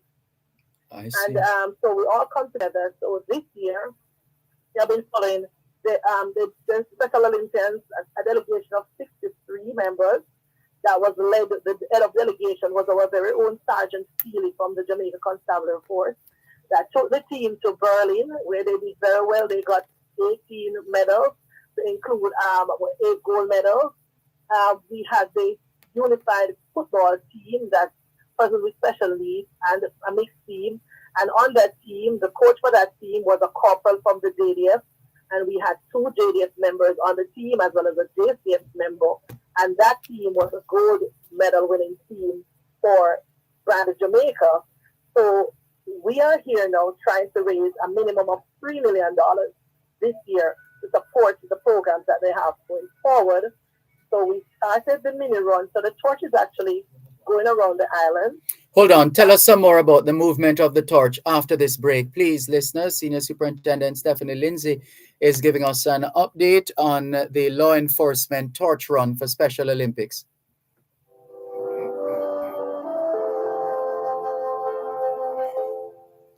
For any project, ABC Electrical Sales has all your electrical supplies at the best prices. 8 Hagley Park Road, Kingston, 754-3714. The time by ABC Electrical Sales is 3:45. Both sides of the story. Hi everyone, I'm Dr. Altricia Foster. I'm a vaccine scientist living in the U.S. I'm also a baker and an author. Join me for a special edition of Diaspora Check-In with Dervan Malcolm. I will be sharing my side of the story on both sides of the story on Power 106 FM on Tuesday, June 27th at 4 p.m. Both sides of the story, linking Jamaicans in the diaspora with Jamaicans of like mind in Jamaica. Are you planning to buy land or property? Before you make your purchase, find out who is the legal owner or who is legally authorized to sell the property.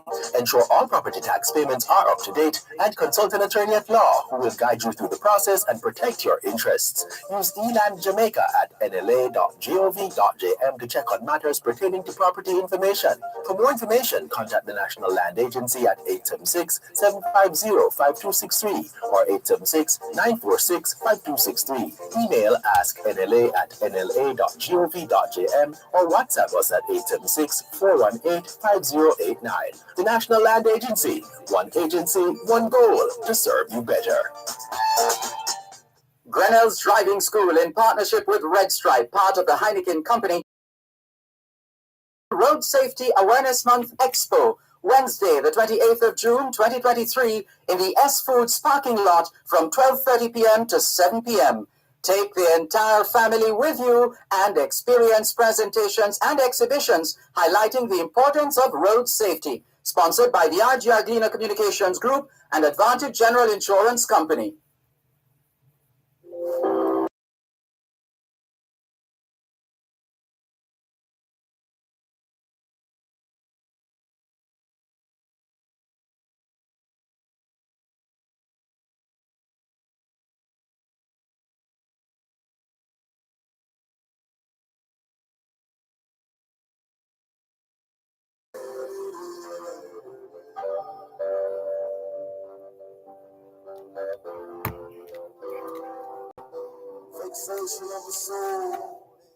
Thank you so much for staying with us here on your program, Both Sides of the Story, Power 106 FM. I'm Dervan Malcolm.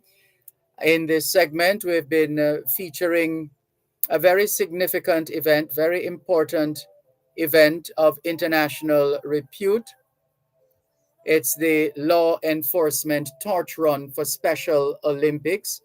And we've been speaking with Senior Superintendent of Police Stephanie Lindsay. And I believe you were us about the movement of that torch to getting it around. Right. So persons can look because as we move around with the torch, we ask persons to come out and make donations. Yes. There are some cans that they are running with. So the torch started in Abbeville last week Monday, and it traveled St. Thomas. It went to Portland, St. Mary, St. Anne, was in Trelawney yesterday. It is in St. James today. So if you're in and around St. James, Montego Bay, they should have a major stop at Sam Sharp Square, where they'll spend some time there for persons to make donation. They will share a little about what we do and why we do it, and showcase some of our beneficiaries, because some of the special athletes are out with them as well. So we will leave from St. James today and we head to Hanover, then Westmoreland, then we go St. Elizabeth, and it will go around each day, and it gets back to Kingston on July 14th, where they will be in Halfway Tree, in and around that general area. And then all of that culminates with a 5K, a special 5K race, which is being coordinated by Running Events Jamaica. So it's one of those races that we expected the runners to come out and support as much as they can. So that will be on the 16th of July. It's a Sunday morning run. One person to come from 5 o'clock, between 5 and 5:30, we'll have a warm-up. So one person to come out early. Registration has started at runningevents.ja.com, so you can go online and register your group, your family, any group that you're part of, individuals. The registration is $2,000 for adults, $1,000 for children, and we expect as many persons as possible to help us to run and create their awareness and, through this for the special needs community. Very good. And guess what? We have now been joined by Ms. Leonie Smith of the Jamaica Police Cooperative Credit Union. Good afternoon. Indeed. Good afternoon, Ms. Smith. How are you this afternoon? We're fine, thanks. Thank you so much. Good to catch up with you. And anxious to hear about the relationship between the Jamaica Police Cooperative Credit Union and Special Olympics as far as this law enforcement torch run for Special Olympics is concerned. All right, so as you touched on it, the law enforcement torch run, the Jamaica Police Cooperative Credit Union is a credit union for police officers and by extension their family members, also members who are part of the Ministry of National Security. So when this event came on board, I think it was just destiny for us to be a part of it, because we do support our police officers in their initiatives, and this cause is one that we would associate ourselves with, because this is a very good initiative for the Jamaican people. Yeah. And what's the extent or the nature of your support for, and we're talking here about the Jamaica Police Cooperative Credit Union support for this law enforcement torch run for Special Olympics? All right, so we are the guardian of the flame sponsor, which, as we would have mentioned earlier, we would be the title sponsor. So we support the walks across Jamaica, as well as we encourage other persons to donate, and we will be there at the 5K run on the 16th. Oh, you'll be running as well? Yes, we have a team and we'll have a booth set up and all of that. I'm not sure you answered my question, I will be running. Okay. We will definitely be there. Again, it's a worthy cause. Yes, indeed it is. And this, your involvement as an organization, as a Jamaica Police Cooperative Credit Union, has been for how long now? Well, we've been on board since the inception of it. We have been on board at all the torch runs Which would before. be, that means from 19, was it 86? Well, not since that far, Oh, but okay. we have been. I think the time we partnered was, and maybe Miss Lindsay can assist me. The first time was when Miss Lindsay, in 2011, I think around that time. SSP Lindsay, are you there?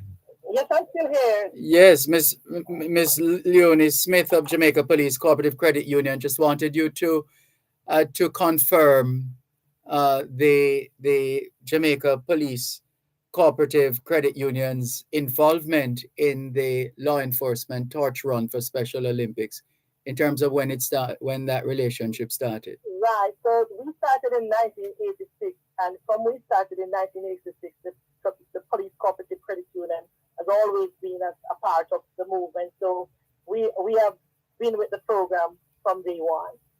And that's quite significant. And so, what are the expectations now? I mean, you have set a target of $3 million. Are you there yet? We're not there yet, and we consider that to be a very modest target, which we believe that we should exceed, because one of the reasons why we really want to push hard this year to get a lot of funds, because for 2 years we didn't get to raise any funds at all for the Special Olympics because of COVID. We couldn't do any run, we couldn't do any fundraiser. So, and it's a very expensive program to run because they deal with health, they deal with education, they deal with various assessments and programs for these individuals. So it does take a lot of cash to really care for those individuals. So we are putting out all the stops this year, trying to invite as many persons as possible. If you can't run, there's an opportunity that you can pledge and make arrangements to drop off your pledge. You can come on the morning of the 16th, and you can take a check with you. You can take whatever contribution you have and hand it over to the cause. So there are many ways that people can participate, but we know one of the ways that certainly a person can contribute is to sign up for the run. And maybe you can't run, but you may know somebody who you could sign up and let them run for you. So we have persons coming out on the day, not just to run for the money, but to run for the cause and to support these special athletes who have done Jamaica so well internationally. That's right. And so I have to ask you the same question I asked Leonie Smith, Senior Superintendent Lindsay. Will you be running on July 16th? Yes, I will be running. And it is run, walk, wheelchair. And we also have a category for somebody who just wants to show up and just be a part of it. So, okay. So if you just want to profile that you're a part of it, we have a space for you. So, but I definitely will be walking.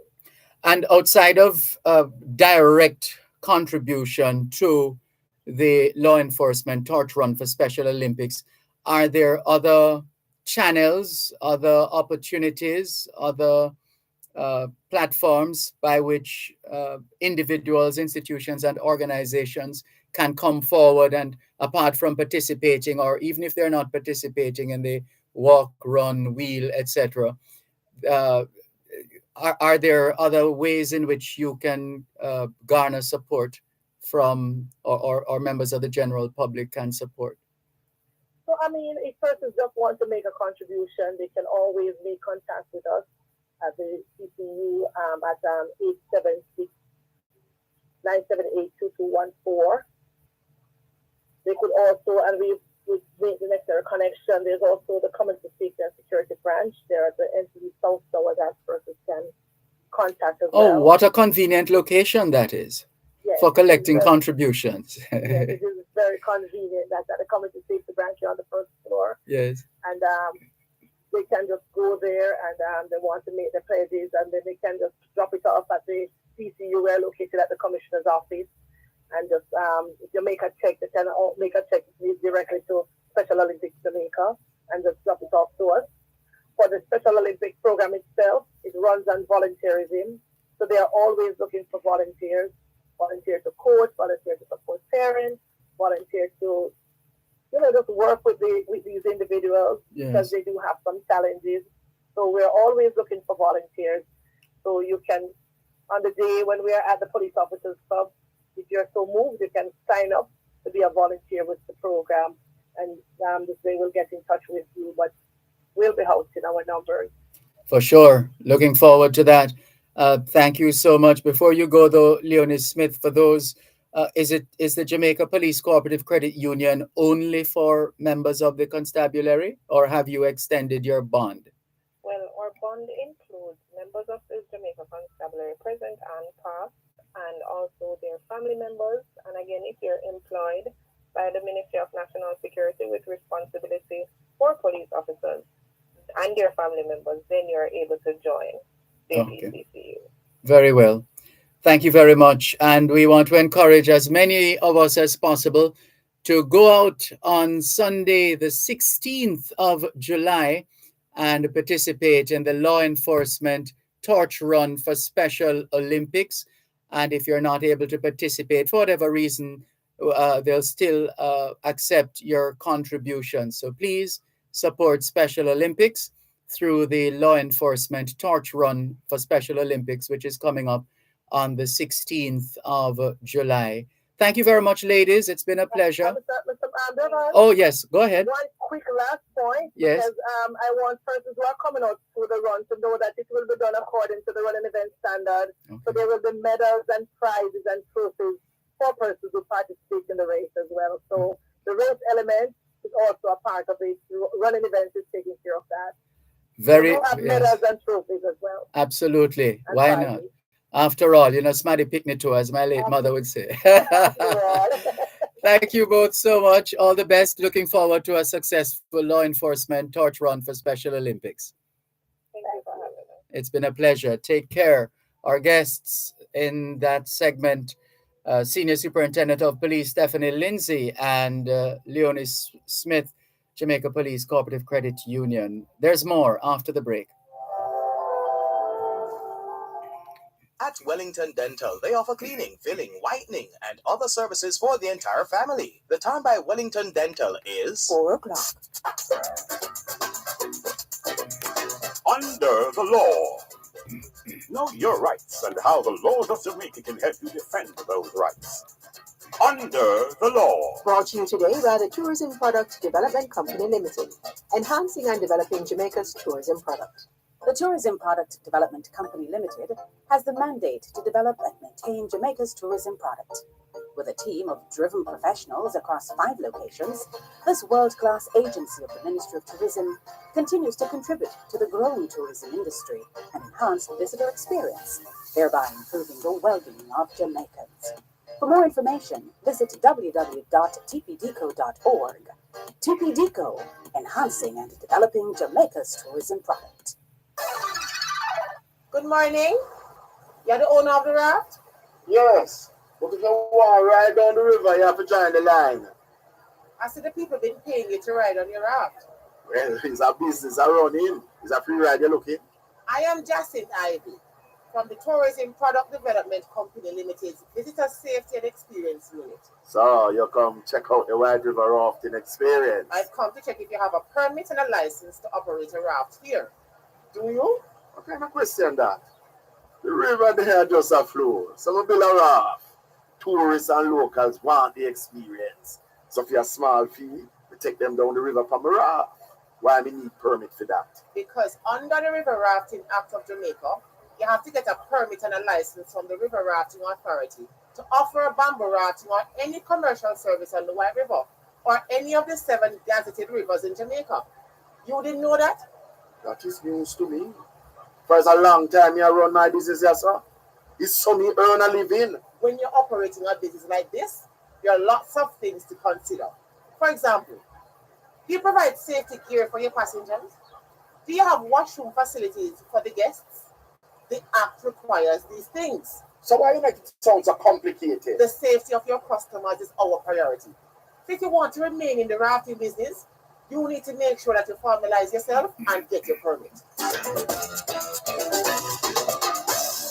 No person shall use a river raft for carrying passengers for reward on any river specified in the 4th schedule of the river rafting regulations, unless there is in force for that raft a river raft license issued by the River Rafting Authority. That's how it is under the law. Brought to you today by the Tourism Product Development Company Limited, enhancing and developing Jamaica's tourism product. Join us Tuesday at 6:45 and 8:55 a.m. and at 4 and at 9:55 p.m. on Power 106 FM for Under the Law.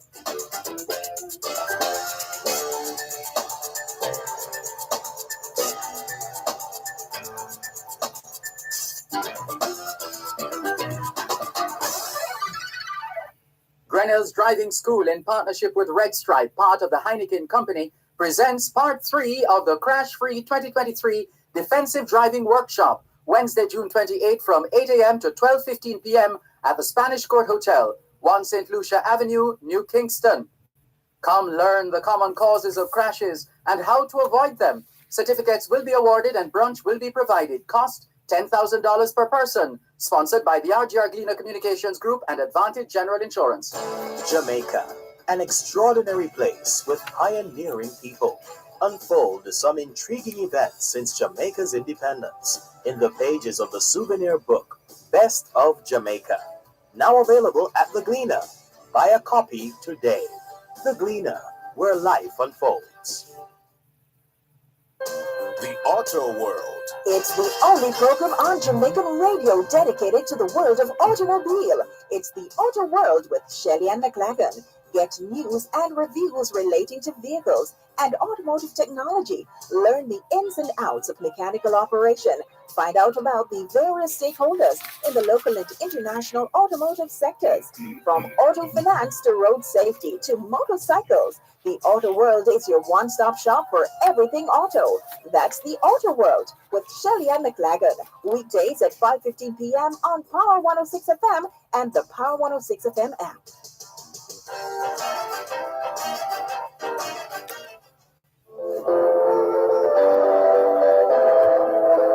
The rich man's wealth is in the city.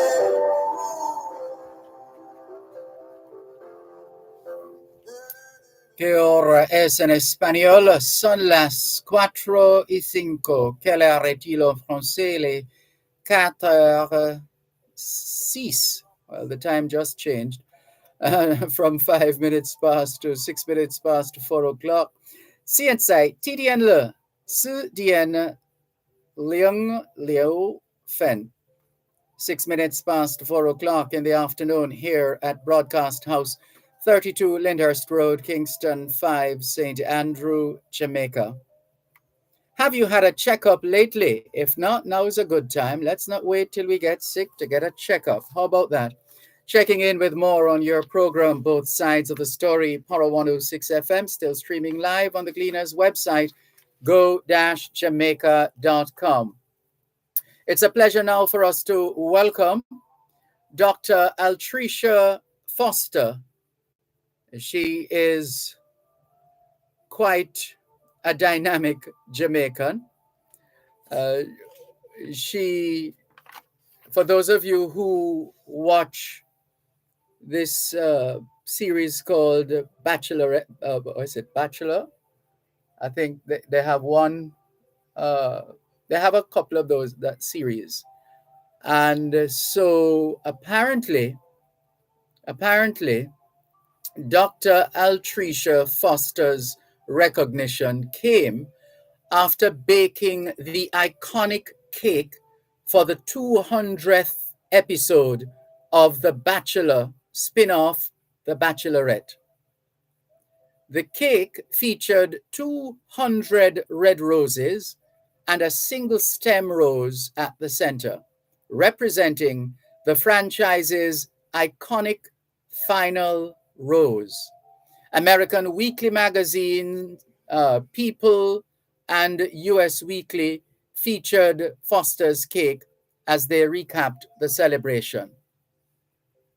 And you would think she is just a baker. No, don't make that mistake, because Dr. Altricia, and I hope I'm getting the pronunciation right. You know me and the names already, always wanting to get it right. So the fact that it's spelled Altreisha suggests Altricia as opposed to Altricia. But then We'll confirm that in a bit. So, Dr. Altricia Foster is a Jamaican vaccine scientist who is currently developing her creative side through baking. She's a graduate of Campion College and the University of Technology in Jamaica, as well as Howard University and the George Washington University Milken School of Public Health in the USA. Her career in both public health and vaccine science began in Washington, D.C. Later, she worked in the Caribbean as vaccine principal. Her research is published in several prestigious journals, including Nature. She owns a premier baking and dessert making company, Sugar Spoon Desserts, in Minneapolis, Minnesota. Her desserts are highly sought after and have appeared in local and international media, both print and electronic. Dr. Foster is married to Dr. Oladi Bento, who she met at Howard University College of Medicine. They currently live in Minneapolis, Minnesota, with their two children, Kende and Nedi. They have founded Cake Therapy Foundation, Inc., an organization that prepares systems impacted women and girls to own their creativity through baking while they work through their trauma. What's more, Altricia is moving away from her successful career in medicine to work with women and girls through her foundation. That's quite magnanimous of her, isn't it? Now, she does have a book as well. Dr. Foster's book is Cake Therapy: How Baking Saved My Life. It's an awe-inspiring autobiography infused with delectable dessert recipes used to depict different periods and experiences of her life story. Shall we go on? No. We're going to leave it there for now and welcome the lady herself, Dr. Altricia Foster. I take it I got the first name right. Good afternoon. Yes, you did. How are you? I am well. Thank you for having me. It's a pleasure. Now, you know, when Jamaicans hear special people, outstanding people, celebrities, etc., motivational people, we always like to identify with such people. So we want to give you an opportunity, first of all, to share with us your Jamaican roots, your Jamaican heritage. Yeah. Well, thank you for this opportunity. So I'm a little girl from St. Catherine. I come from a community called Golden River above Rocks. It's right on the Rock Hall. Oh, wow. That sounds so special. Golden Rocks. Yes. Yep. Only golden people come from there. So I'm from Golden River above St. Catherine. I live in a small village called Pastor Ridge. Yeah.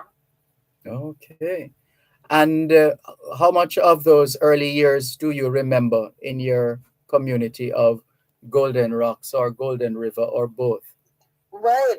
So I lived in Golden River until I was 8. And at the age of 8, we moved to Spanish Town. I lived off Old Arbor Road and Ensom City.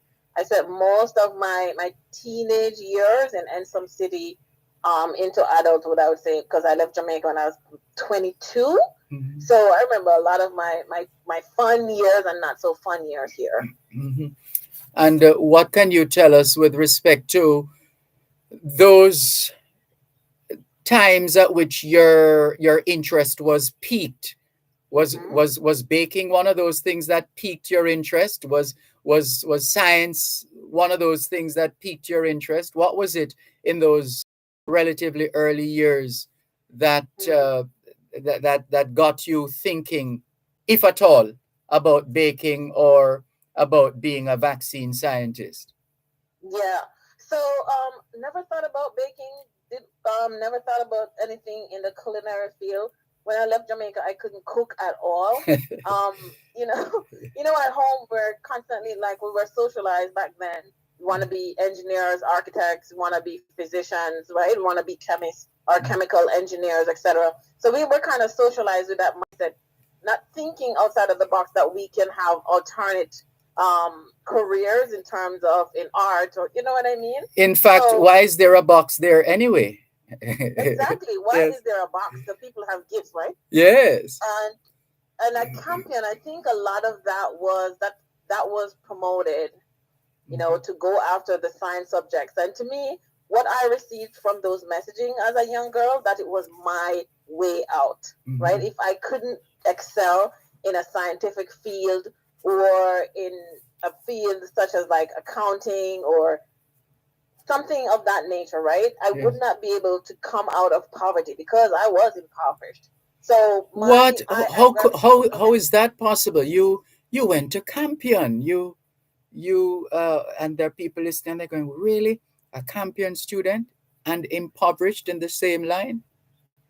Yeah, I went to Campion because I was smart. But there were days when I was at Campion and I was hungry. Oh dear. There were days when I was at Campion and my socks was torn. There were days at Campion that I didn't have water. There are days that when I was at Campion, I was getting squished on the bus for 2 hours from Papine to Spanish Town. So I did struggle. My years at Campion were really marred with like hunger, stress, and in some ways depression. And how would you say you were able to emerge from those conditionalities? I think it's will, and I think it was exposure.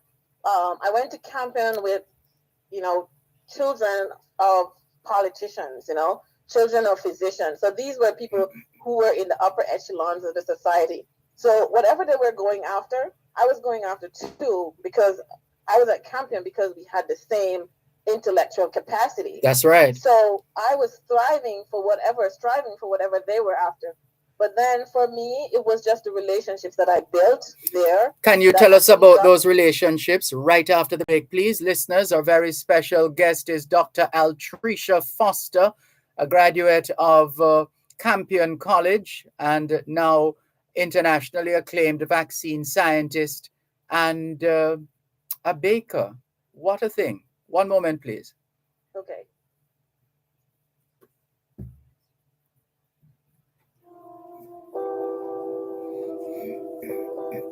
You're listening to Power 106 FM. The time is now 4:15. Grinnell's Driving School, in partnership with Red Stripe, part of the Heineken Company, presents a National Road Safety Awareness Month Expo, Wednesday, the 28th of June, 2023, in the S Foods parking lot from 12:30 p.m. to 7 p.m. Take the entire family with you and experience presentations and exhibitions highlighting the importance of road safety. Sponsored by the RGR Gleaner Communications Group and Advantage General Insurance Company. Importers. Shipments requiring you to pay customs duties and taxes are cleared on a customs goods declaration known as an IM4 or IMS4. Ask your clearing agent to provide your customs declaration, customs assessment notice, and customs receipt once duties and taxes are paid. Where your clearing agent may not be able to provide the IM4 or IMS4, request your customs goods declaration registration number or C number, which can be used to verify your payments. Importers, request your IM4, IMS4, or C number. It is your right. For details, email the Jamaica Customs Agency at public.relations@jca.gov.jm. Jamaica Customs, keeping our customers in focus.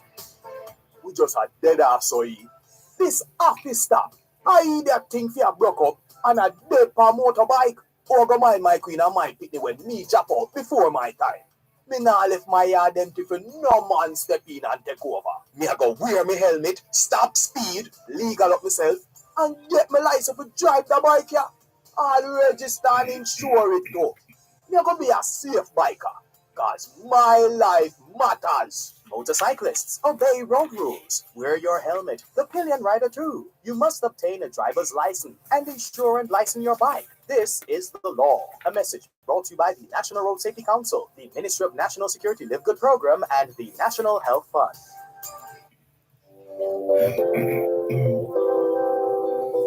Fixation of the soul. Now, for those of you who are into reality TV, we're coming to that in a moment, just to help you make the connection.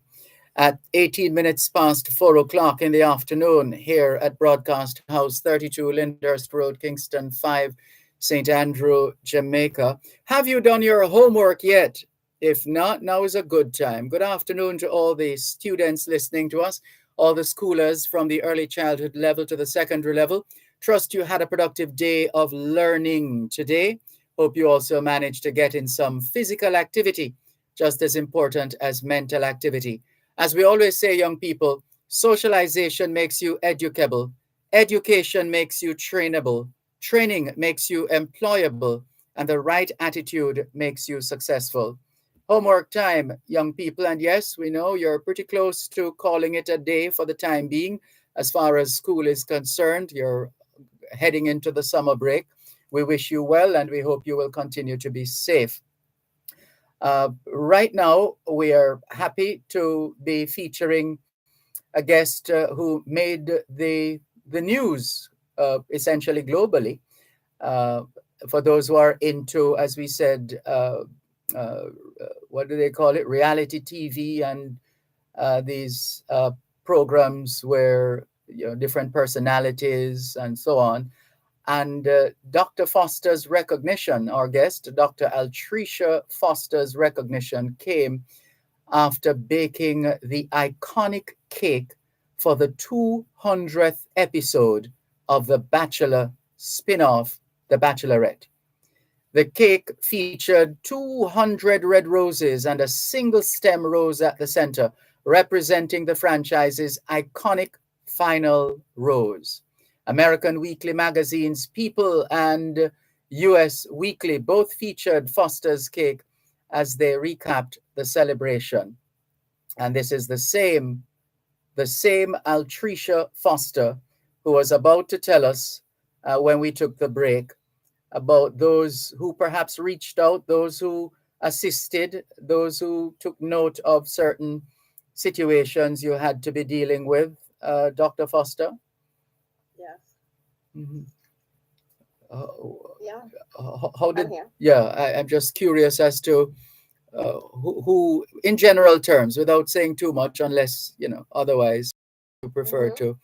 Who are the people who came to your assistance, and were they so moved, or did you have conversations with them to say so and so, and then they decided to help out here and there during those tough times? How did you manage?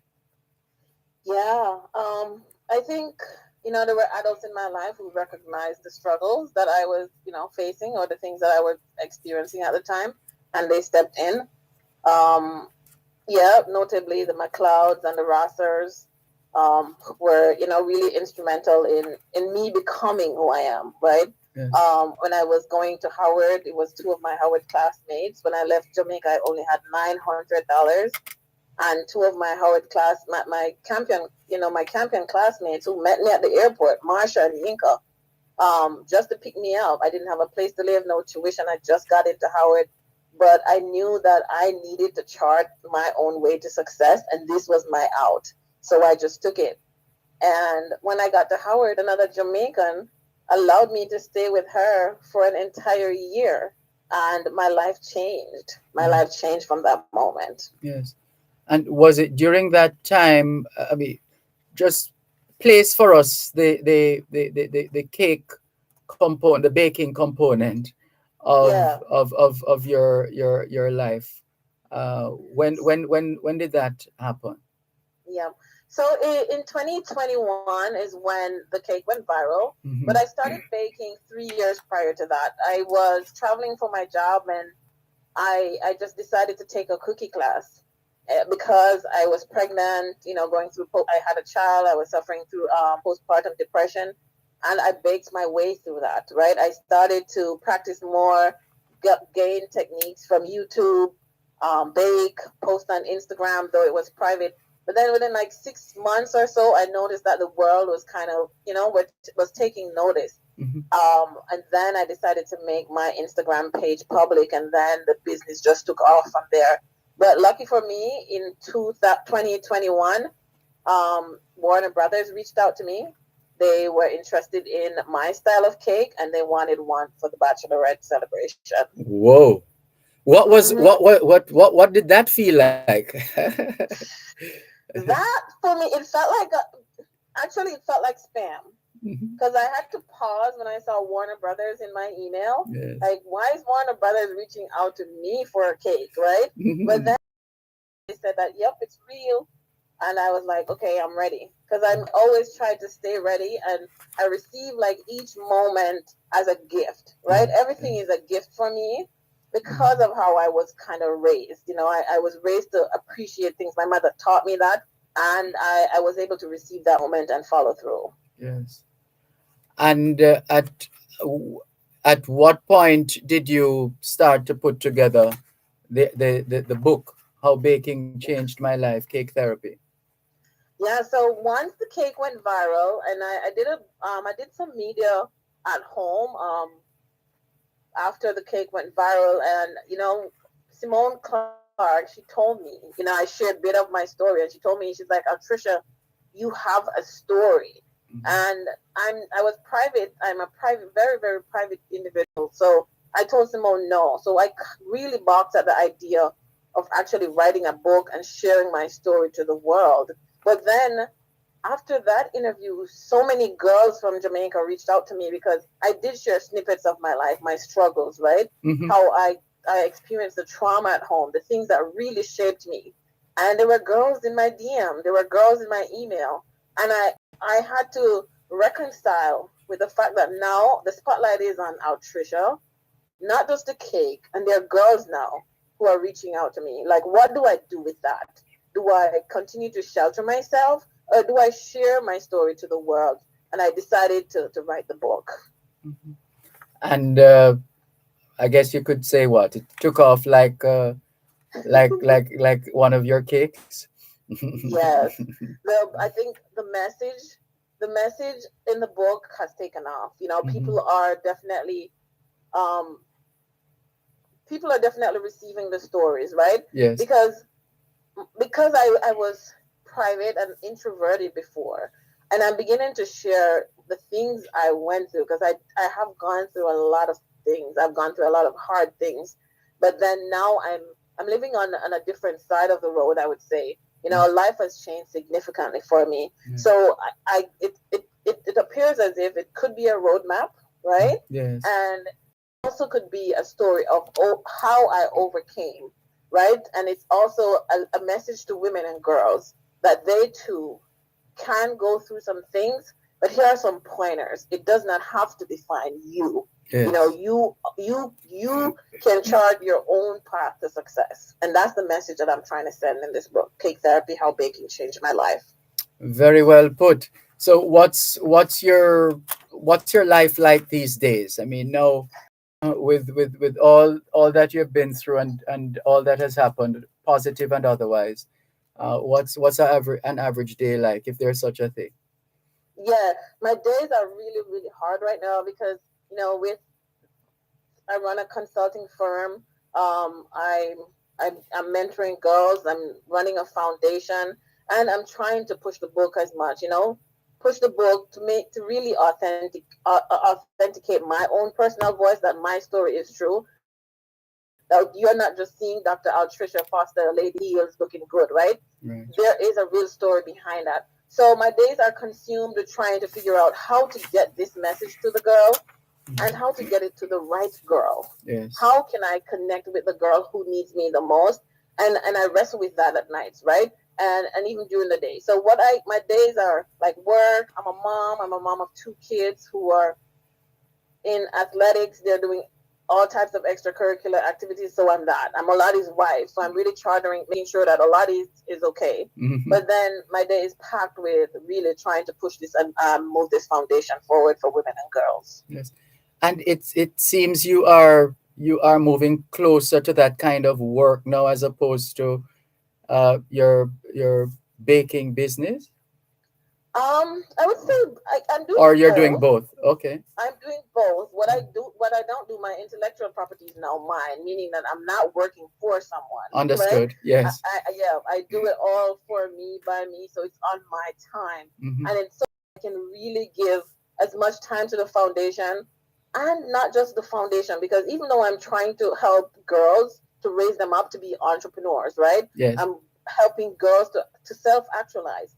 I do have a little girl at home that needs her mother to help her self-actualize. I have a boy who needs to also actualize his full potential. So I'm raising those two individuals as well as try to do the work for the woman. Yes. And for those who would like to follow your work and maybe even order one of your cakes, Yes. what So how can you be contacted? right. So you could follow me on Instagram. My Instagram handle is Sugar Spoon Desserts. My foundation for women and girls is actually Cake Hyphen Therapy.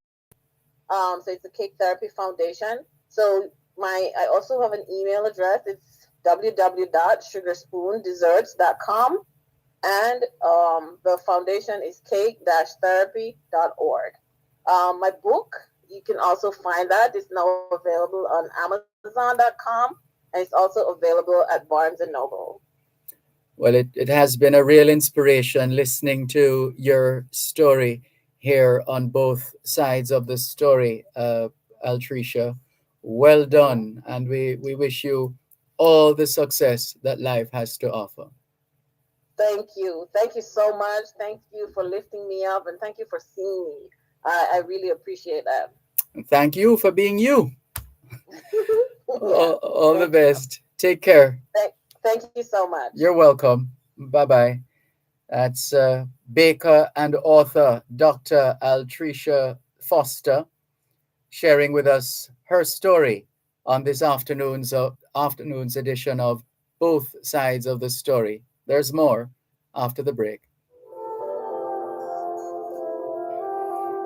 You're listening to Power 106 FM. The time is now 4:30. Power 106 FM, the digital sound, now reaching you in more ways. Listen to us on 106.1 to 106.9 on the FM band. You can also listen to us on the Power 106 FM app, which you can download on the Google Play Store or the Apple Store. Plus, listen to us on onespotmedia.com and the One Spot Media app, or log on to go-jamaica.com. Power 106 FM, where all views can contend, giving you powerful talk radio in so many ways, on air and online.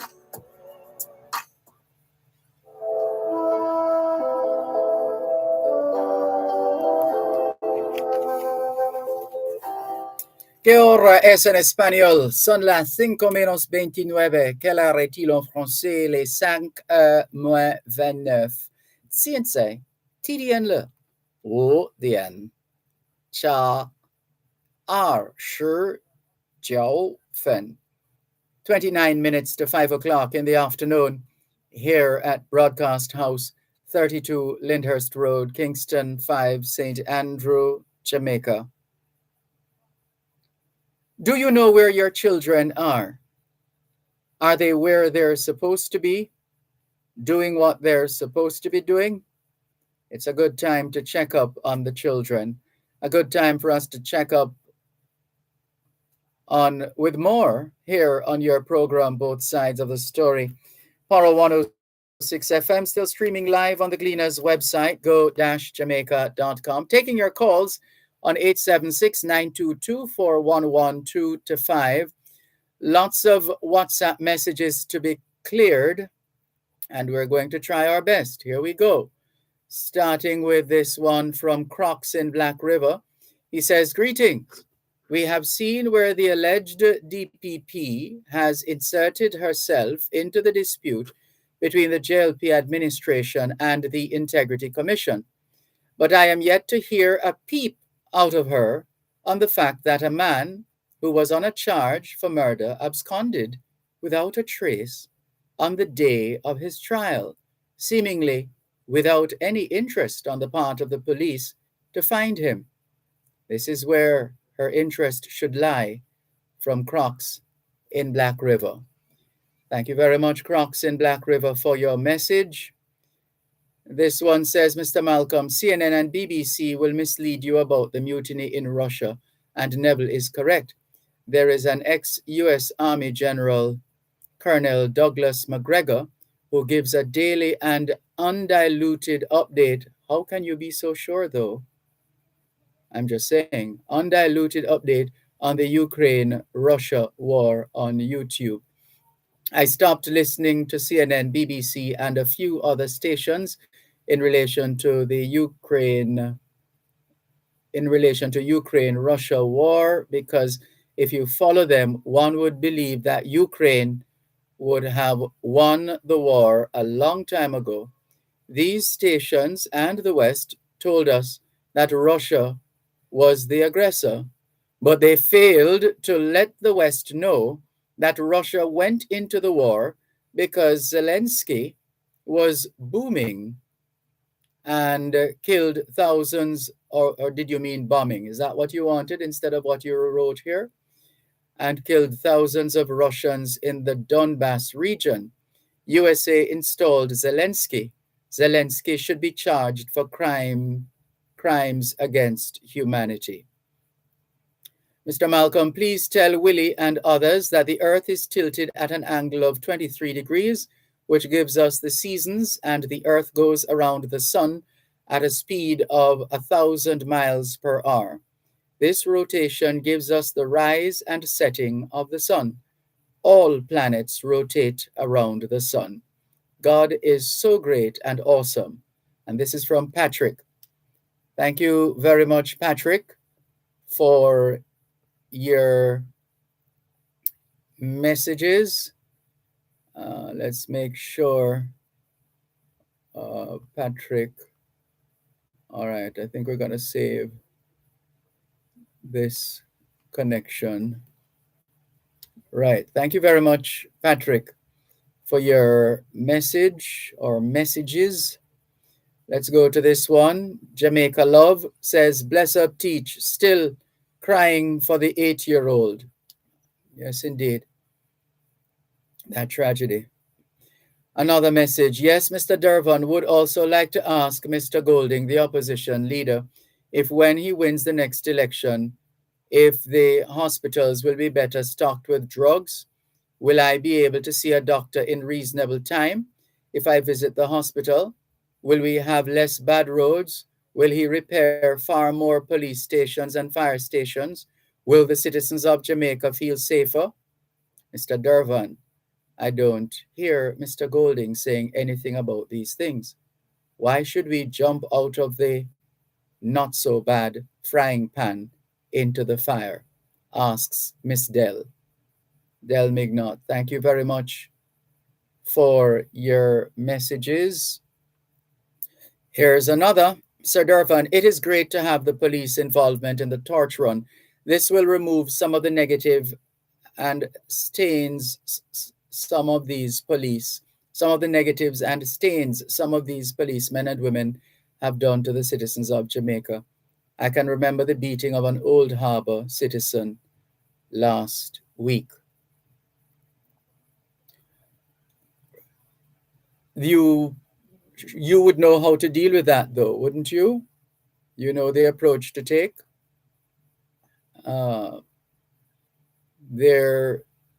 There are remedies that are available to deal with these matters instead of just taking it and just keeping it inside in silence. There are solutions. Thank you for sharing the message. Rudolph in Stony Hill says, good afternoon, sir. Just wanted you to highlight Brooks Level Road in Stony Hill, St. Andrew. The road badly needs fixing. It badly needs repair. Thank you. Also, a grill that is by taste, that needs to lift and clean out the mud so the water can run in the gutter. A grill that is by taste. You'll have to help us there, Rudolph. Something is missing. Thank you for your message nonetheless. And Cuban in Georgia says, where does this message start now?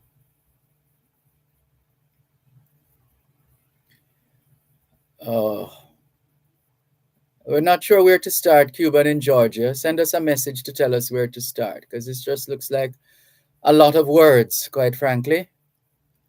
I need your help in that regard, Cuban in Georgia. It's quite a wordy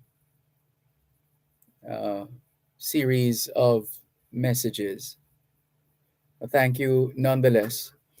Let's continue with more on your program, Both Sides of the Story, Power 106 FM. This person says, hi, Mr. Malcolm, afternoon. Please, could you repeat the gem again? He who knows, thanks. Well, it says, he who knows not and knows not that he knows not is a fool. Avoid him. He who knows not and knows that he knows not is a student. Teach him. He who knows and knows not that he knows is asleep. Wake him. He who knows and knows that he knows is a wise man. Follow him. Hope you got that. If you didn't, one more time. He who knows not and knows not that he knows not is a fool. Avoid him. He who knows not and knows that he knows not is a student. Teach him. He who knows and knows not that he knows is asleep. Wake him. He who knows and knows that he knows is a wise man. Follow him. Hope you got that. Let's move on. This is your program, Both Sides of the Story, Power 106 FM, still streaming live on the Gleaners website, go-jamaica.com, live on your smart devices all over the world, taking your calls on 876-922-4112 to 5, 876-922-4112 to 5. Text line, same as the WhatsApp number, which means you can not only send us your text messages, your WhatsApp messages, your voice notes, but you can call us on WhatsApp as well, 876-365-3346, 876-365-3346. A couple of pieces of history for you. On this day in 1657, after 2 years of waiting, Spanish forces were landed at Ocho Rios and supplies moved to a stockade at Dunn's River Falls. What's the significance of this? Let's back up and explain. You may recall that the English captured Villa de la Vega, Spanish Town, on the 10th of May, 1655. Subsequent to that invasion, the Spanish fled to the hills, hoping the English would loot and leave. Of course, that did not happen. So the Spanish enlisted the support of the Africans to fight the English. Of note is the fact that the Spanish had conquered the Arawaks in St. Anne, and it was same place in St. Anne that the final battles, which would remove Spanish power, were fought. While the British army of Penn and Venables were taking Spanish Town, the Spaniards were regrouping in the hinterland. The governor was sick and old, but he was soon succeeded by the man regarded as Jamaica's first patriot, Don Cristobal Arnaldo de Sassy, the last Spanish governor of Jamaica. Cristobal was the great-grandson of the Spaniard who had been the first commander of the fort at Seville, and the family had therefore been Jamaican for over 100 years. He was not fighting for Spain, but for his homeland. He counseled Spain to send ships to land forces at Old Harbor, where he would join them and easily capture Villa de la Vega. His advice was not taken, and so he encamped at several points in St. Anne the St. Ann coastal area, among them Shaw Park, Duns River, Runaway Bay Caves, Anotta Bay, and in the hills above Monique. And so it was on this day in 1657 that after 2 years of waiting, Spanish forces were landed at Ocho Rios and supplies moved to a stockade at Duns River Falls. To more of your calls, 876-922-4112 to 5. Good afternoon. Thanks for calling. Yes, Mr. Malcolm. Good afternoon again. Thanks for calling back. Welcome. Yes, I was telling you that Putin is very much large and in charge. How so? Yeah, man, he addressed his troops again. I heard that. Yeah, and he thanked them for their loyalty and their patriotism. Mm-hmm. Mr. Malcolm, how important is patriotism in a country like Jamaica? It is as important as the blood coursing through our veins. Thank you, my professor. So, Mr. Malcolm. Yes, sir. You know, the more we talk to you, is the more we realize how intelligent you are. Tell me this now, Mr. Malcolm, and listen to this, listeners. Mm-hmm. The test results came out over the weekend, right? Yes. You have a lot of graduations going on all over Jamaica right now. Mm-hmm. And the Ministry of Education is telling you that the girls are outperforming the boys. We've been hearing that forever. One moment, please. Don't move. One moment.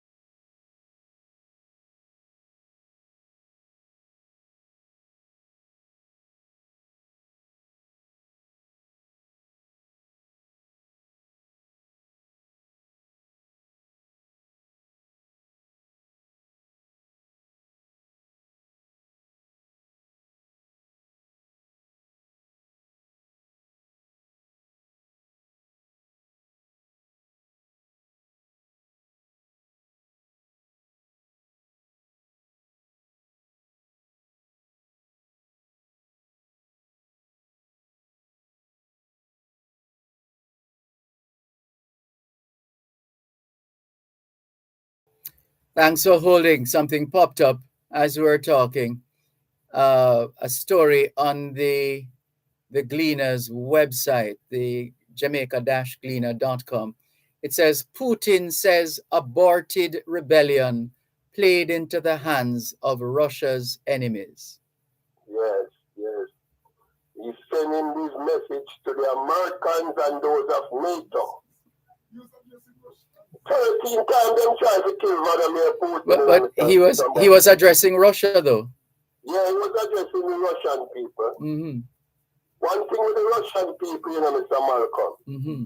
they believe in their culture, you know. Kill them dead, them believe in their culture.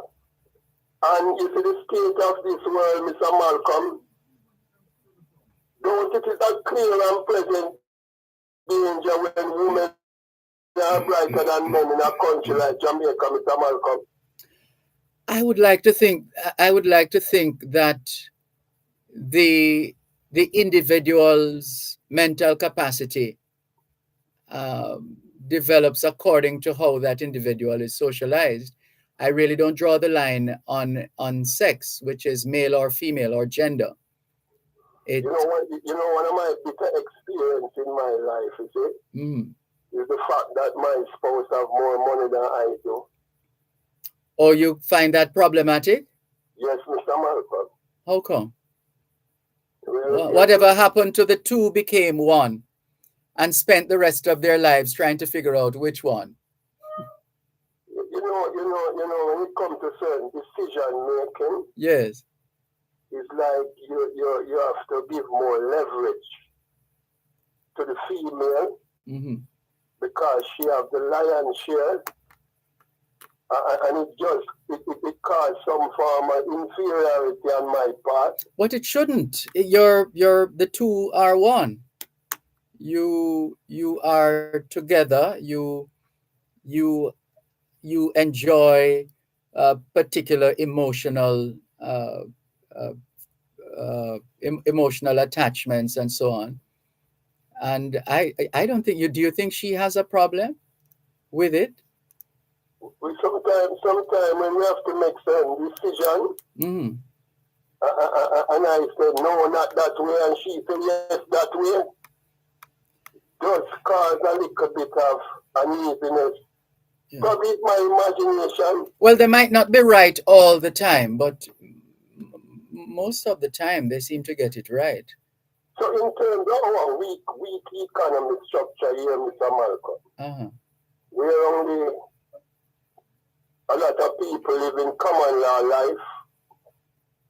The women, when the women now have more power and more money and better educated than the male, you don't see a problem in that? From the standpoint that I would much prefer to celebrate the kind of thinking and behavior and achievements that that are not in the purview of just one set of people. The thinking is, if we apply the same methodologies in terms of socialization and equipping our children with the necessary elements that they will need, characteristics for them to know how to relate to each other and relate to others, and also know how to prepare themselves and position themselves for learning and higher education and these things. But we don't live in a perfect world. So see somebody sending a message and taking liberty with you here, Mr. Carter. It message us. No, I don't. I know you don't mind us bringing. I'm just trying to find where did it popped up a while ago and then disappeared. I think someone was commenting on what you were saying. You know, one of my things that me like with me, Mr. Malcolm, and something that I'm going to carry with me in my grave and laugh when I'm ready for laughing in my grave, is the fact that I send women to school. Out of my limited resources, I educate them. That's something to be proud of. Don't it, Mr. Malcolm? Absolutely. No, just if you do a survey on your show, 9 out of 10 Jamaican men will tell you they not send women to school. I can't bet you. Well, I don't know. I've heard the opposite, actually. I've heard the opposite.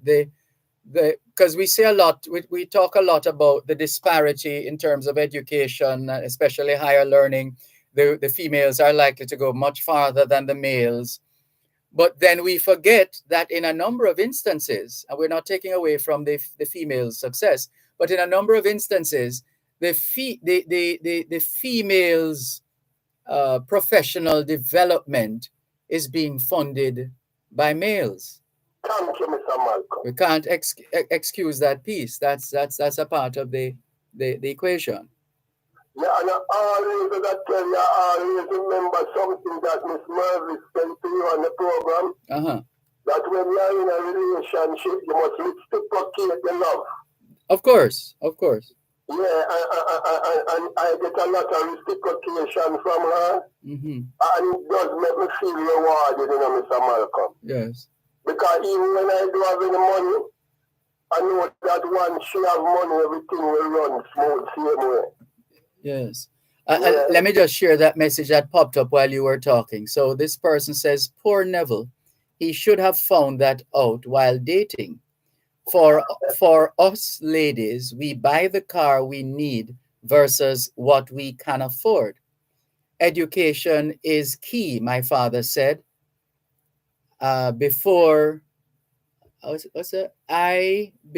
we educate yourself to support yourself before you find someone else. Yeah, I heard that before too. And then he says, the person says, unfortunately, Neville, women should never be uneducated and in a relationship. I agree with that 100%, Mr. Malcolm. Because you know what we have to have now, Mr. Malcolm, in this country that we live, What's that? where politics fail, Mm. a lot of mergers will have to occur, Mr. Malcolm. Meaningful relationship. Yes. Because it's like all the NHT, the whole heap of money that the NHT has, is only mergers can pull those money from the NHT and people come together and pull as 5 person, attack the NHT and borrow 40 million and just build a big mansion and live in it as 5 family, you know? If you have piece of land, Mr. Malcolm, and 40 million, you can get a good developer to build a dwelling for 5 people, you know? Anything is possible. Yes, because if you decide to go it solo, single man, single woman, it's not going to work in 2030 world.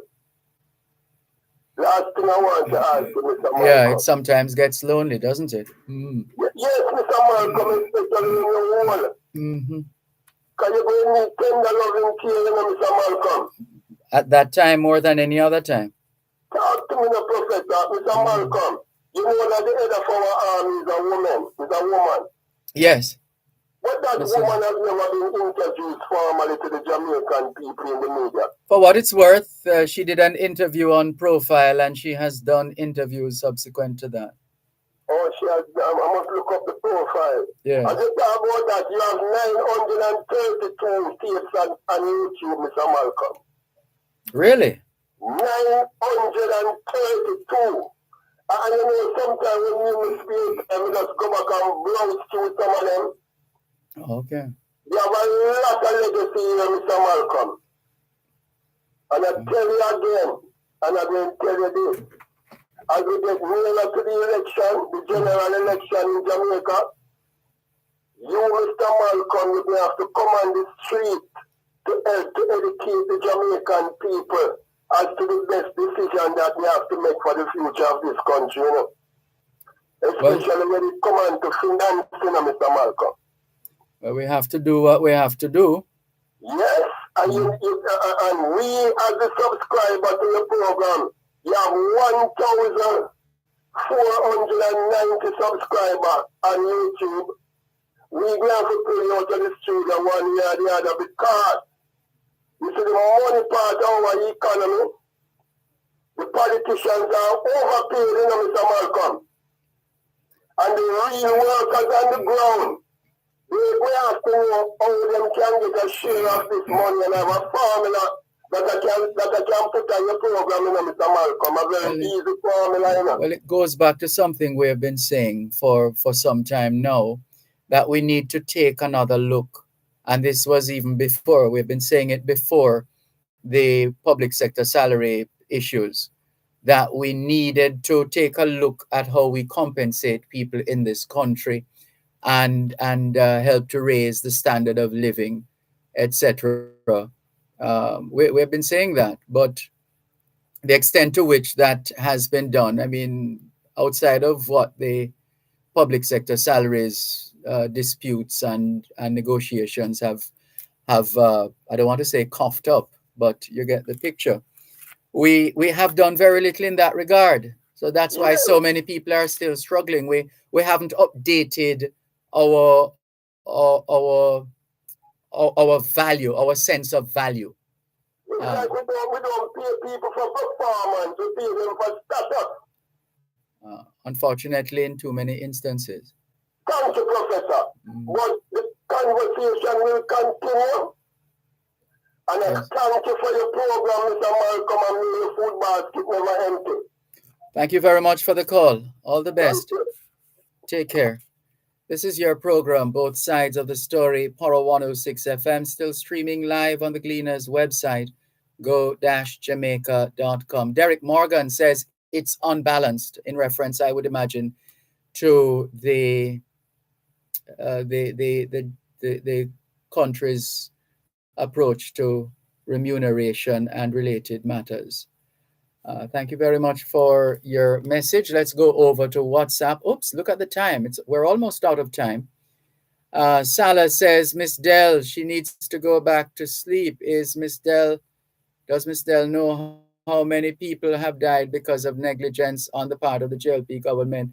Ms. Dell, she needs to open her eyes. Look what Tufton done to Cornwall Regional Hospital. Mark Golding is going to be the messiah. That'll save Jamaica. Salah from Kingston.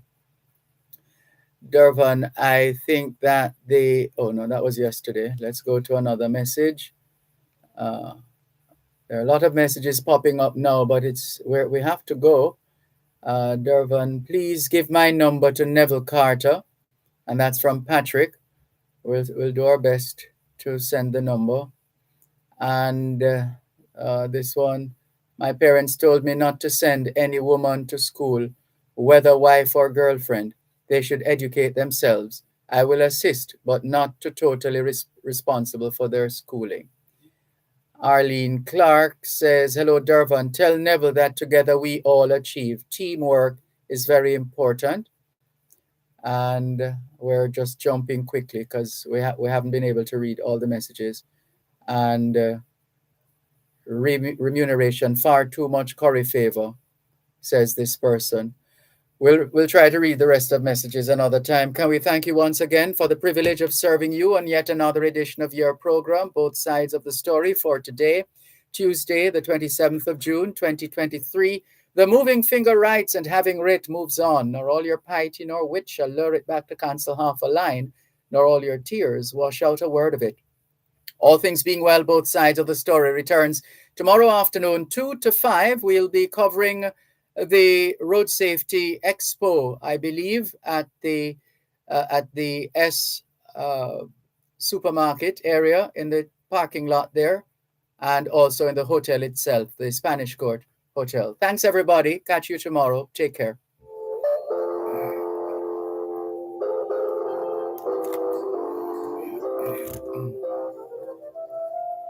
You're listening to Power 106 FM. The time is now 5 o'clock.